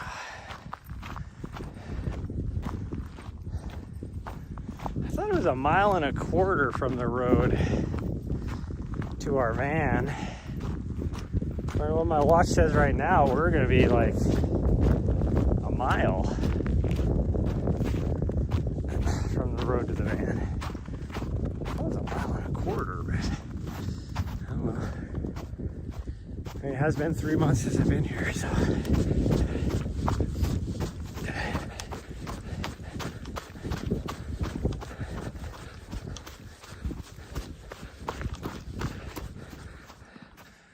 I was driving in underneath the Vermilion Cliffs on the 89A, like we're kind of close to cliff dwellers, I want to say. And there was like a guy in this little turnout. Well, I say a big turnout, but. And he had his freaking big old fifth wheel, like lawn chairs, all that set out. And I'm like, you're next to the freaking highway. Like, yeah, it is BLM land, but that's not a place where normal people would be like, oh, I'm going to camp here.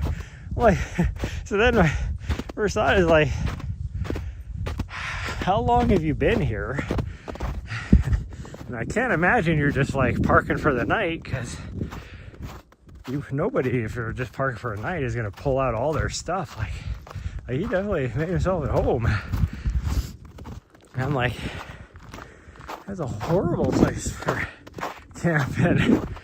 It's like, yeah, granted, you're like, you know, pretty close to being right below the cliffs, but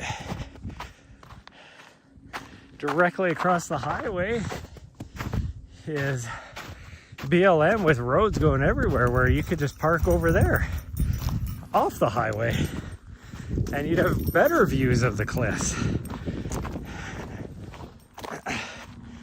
And then a little bit further down, somebody else was parked in another little turnout.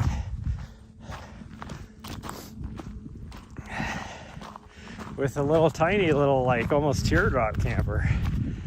And I'm like, what what the heck is wrong with you people? There's like so much access just right across the highway.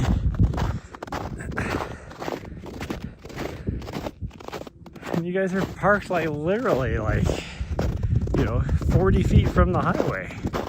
And there's a lot of traffic on that highway.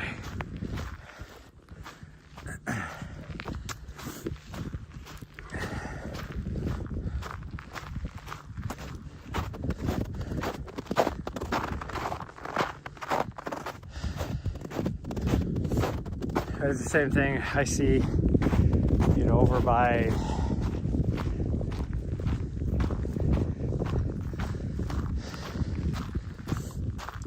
just north of like the Black Canyon area where I was at. You go, towards like I don't know what it's called, Spring something, or the town of Mayer, all that area. There's quite a bit of BLM there, and that's the way we drove out of the Black Canyon. And all these people like camped out there, and I'm like, it's like there's nothing to see.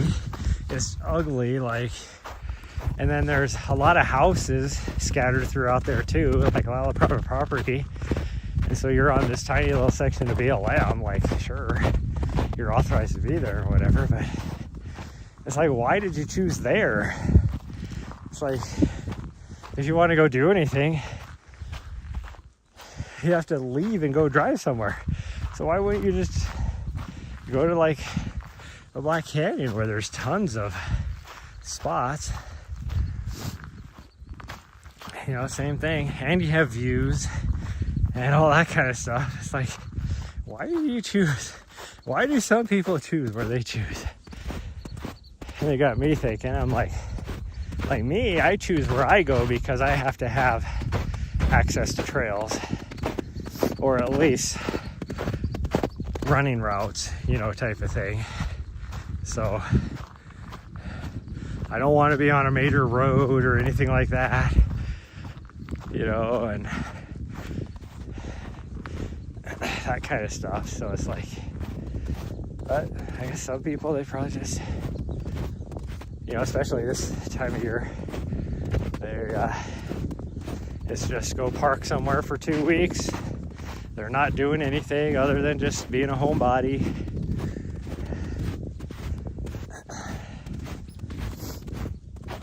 Which for me, I'm like, if you're gonna be a homebody, you could have just stayed up north. Like, why make the trek south if you're not going to be outside to enjoy the warmer weather? But, whatever.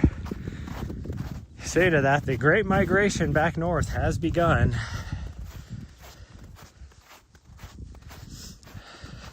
Coming up I-17. Man, there's so many freaking... All you see is these huge ass RVs and fifth wheels. With Canadian license plates or Washington license plates.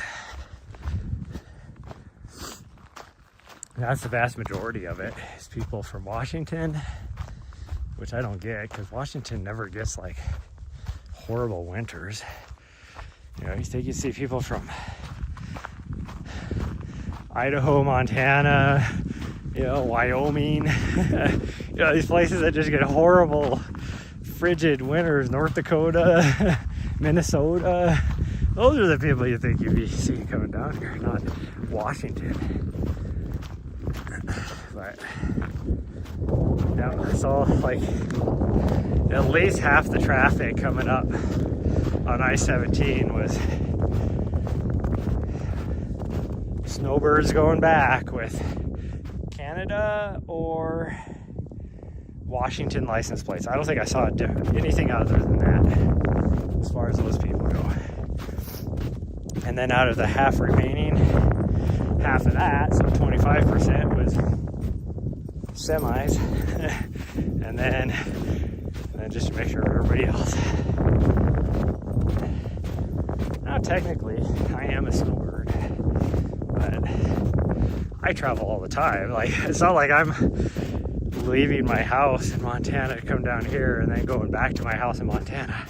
I live in my van.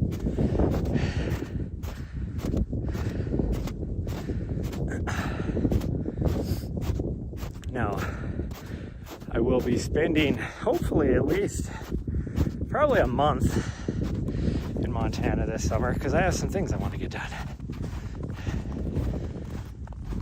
So that'll be around August. Other than that, I'm pretty much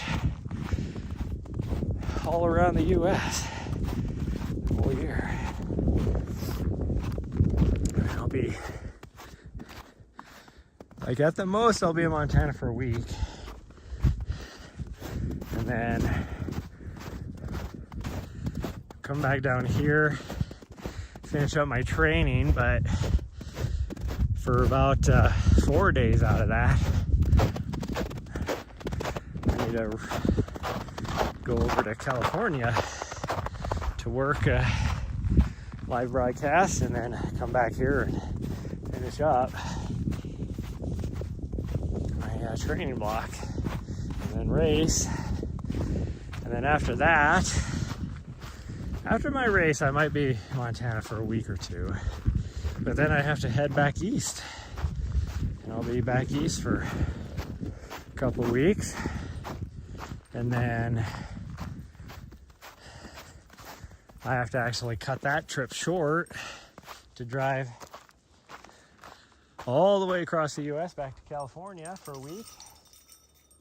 You jazzy girl. And then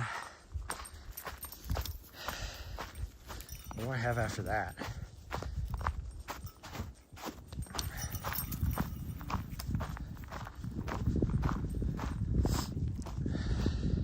Oh, then I go to Colorado for a month. Working a couple of live broadcasts there. And then after that, after Colorado, then I should be in Montana for a month. But then after that, I work one race in Montana, and then I will be in most likely California, but I don't know. I don't know if we're going to be doing that race this year, because I don't think it's on the Golden Trail Series. In fact, I'm a little worried the race it is on the Golden Trail Series, they're going to ask if I could do.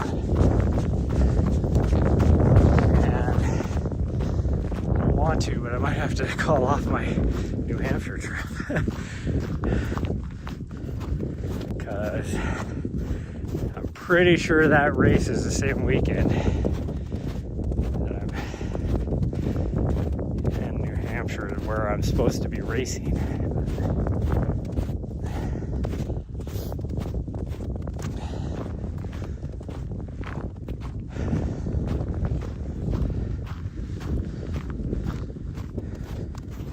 And I hate to do that to my friends.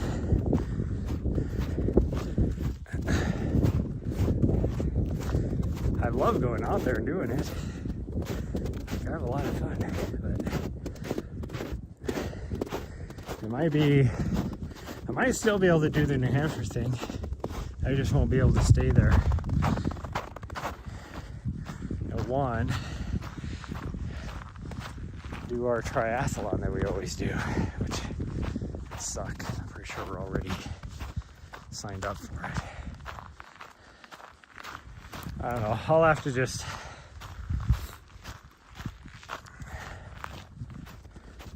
next year I won't be able to do New Hampshire at that time, so I'm gonna have to talk to them and be like, hey, is there like a different time? Like if we do August would be perfect. I'll just have to figure something out.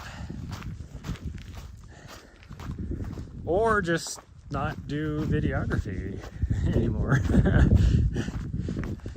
I mean, I love doing it, but Nari, no! Whatever you're laying on is probably dead, rolling around on, or it's poop. I don't know which one, but I don't like either one. Oh, this is the thing I moved. Maybe you weren't rolling on something dead. I was rolling. Oh, did you get a stick? Look at that big old stick. Look at that big old stick. She's like, I got a stick. She's so happy. You are so silly. But I don't know, we'll see. There's a part of me, everybody, that like I'm still gonna do races, but it's just gonna be like, I'm not gonna be racing. I'm gonna be out there running the race. And it's just gonna be like bucket list type stuff.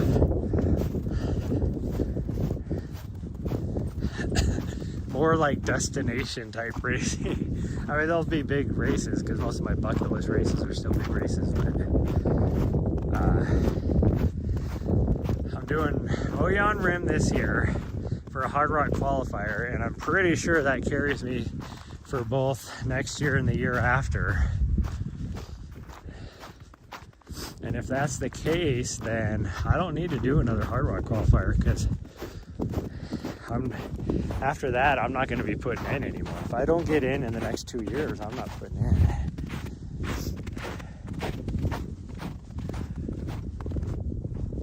It's just like Western States.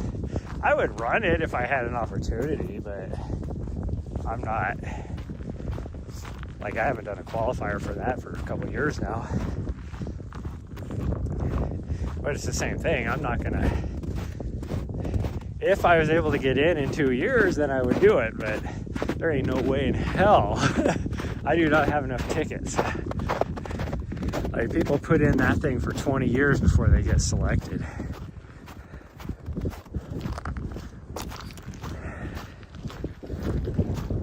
Usually Hard Rock, you have a decent chance after 10 years to get into that, because you have so many tickets that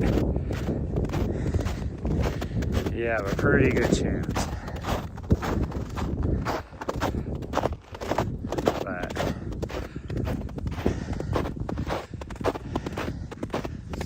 Western States, 10 years, yeah, you ain't getting in. I mean, there's always that chance. You're always going to have that person that puts in with one ticket and gets selected, but that ain't me. Like, there's actually quite a few of those first time selections in Hard Rock this year, or even second year selections in Hard Rock this year. There's actually quite a few of them. But then there was still a lot of people that have like 12 years that just got selected for Hard Rock this year.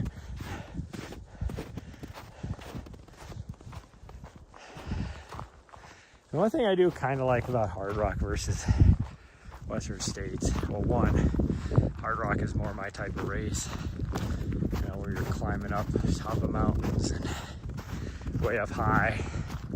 Western States, you start off high. The views are pretty good, but they're nothing compared to like a Hard Rock, because you spend a lot of time just running downhill through a canyon, you know, or around bluffs where, yeah, I mean, yeah, sure, you got a pretty good, cool view, but Western States is more just a historic type of race. Like, I love Western States as far as, like, that's probably my favorite race to do videography for, just because of the hype around it and all that, but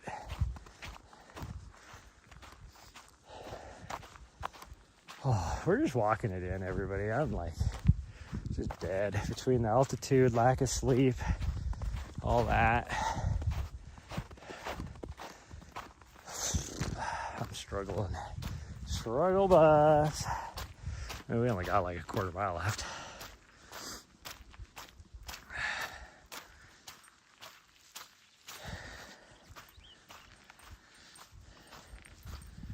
And that's why I like a lot of my bucket list races are races in like Europe, where, I mean, you are up on, oh gosh dang, this is softened up now.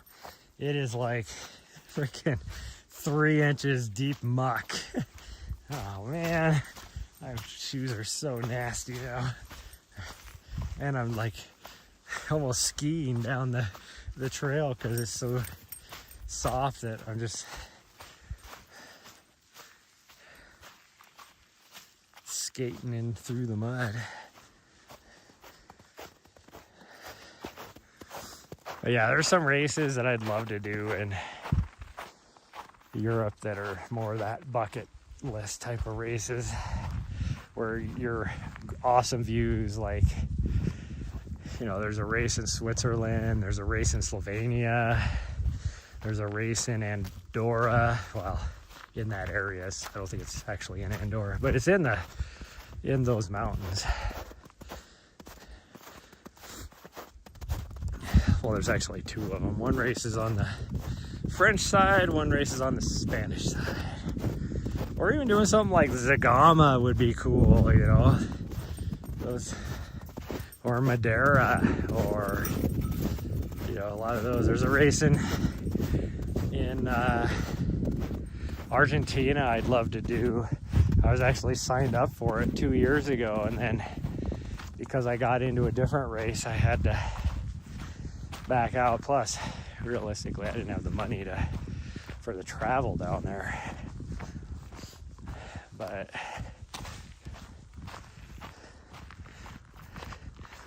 yeah, I signed up for that race because I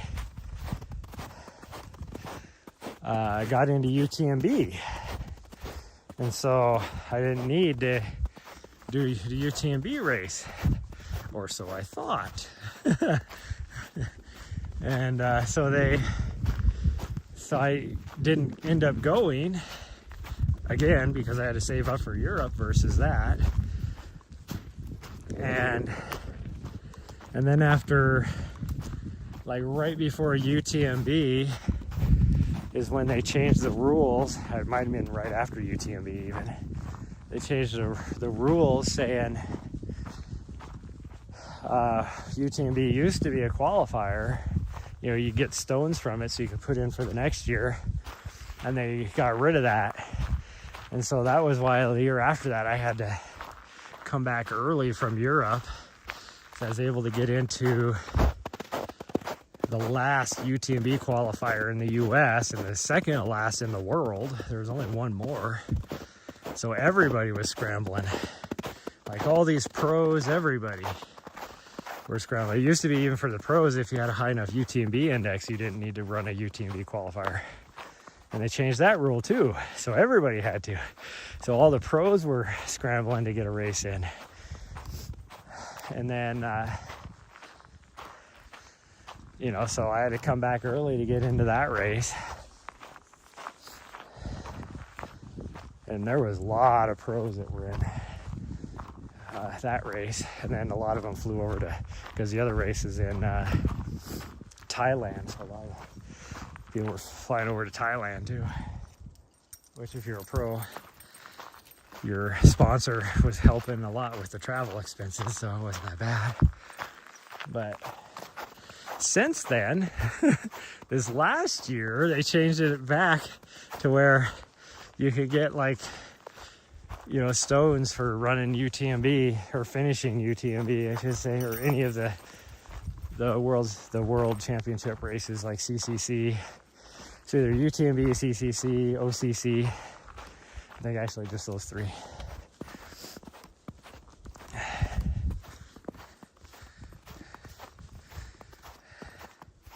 What section are the AZ trail are you on? So this is really close to the north. I'm up on the Kaibab Plateau, north of the north rim of the Grand Canyon. So the northern terminus is what, like 30 miles that way probably. But Highway 89A is about 2.5 miles that direction. So we are done. Had our nice cool down. Now we're gonna go back to our van and get on the road because we gotta get up to Montana.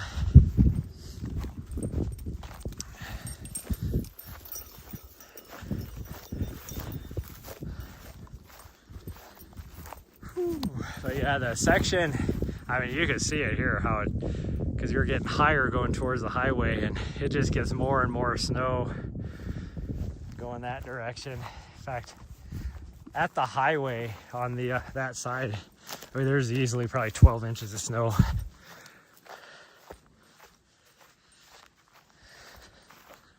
I can't even imagine. You get really close to the north rim, you're probably talking 2 or 3 feet of snow on the trail. Oh, where's our, oh, this direction. It's like, where the hell is our, where did we park at? Oh, that's gonna be a sloppy drive out of here. This road is already, that sun has melted the frozen ground. Yep, no, way north of the Phoenix area. Yep, we are. What is it, like 40 miles out? Like Jacobs Lake is only like 3 miles over that direction. So, yeah. Kanab, Utah is like 40 miles that way. Vermilion Cliffs is only like 10 miles that way. Yeah, Utah is only 30 miles probably north of us. Well, Utah itself is probably less than that. But if you take the trail, it's about 30 miles. Yep,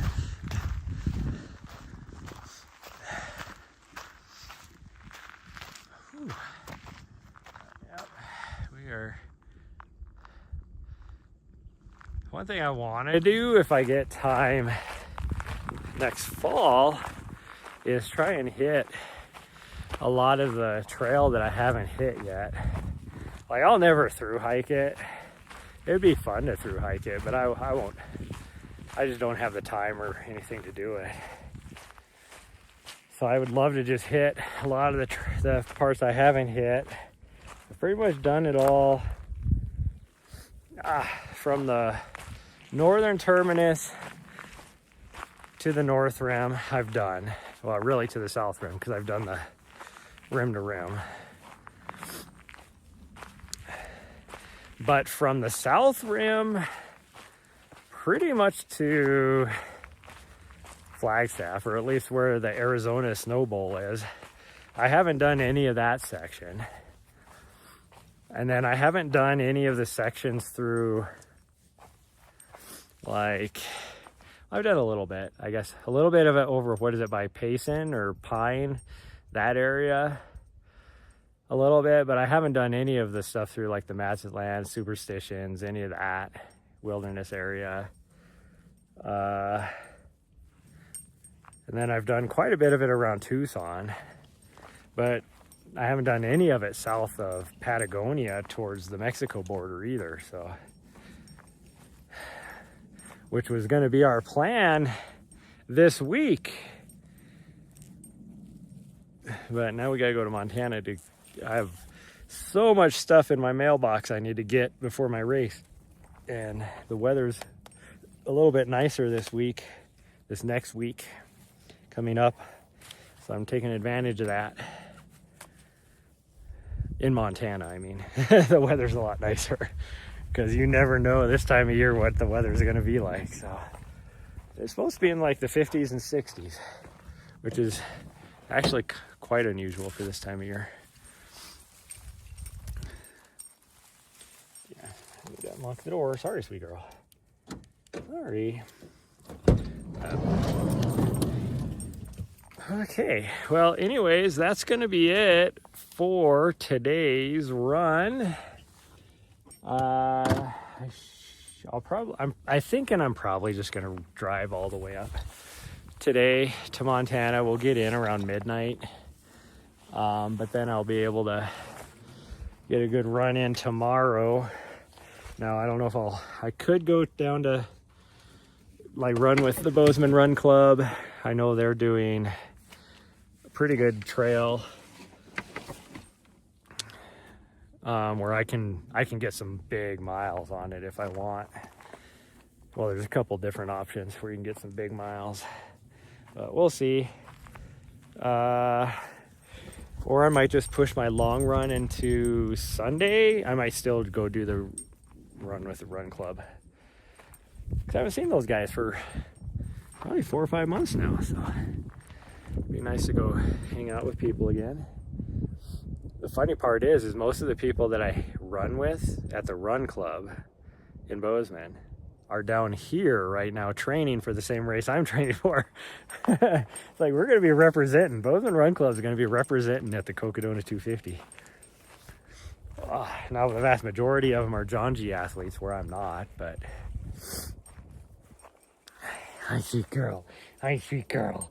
Oh my goodness. But anyways, that's going to be it.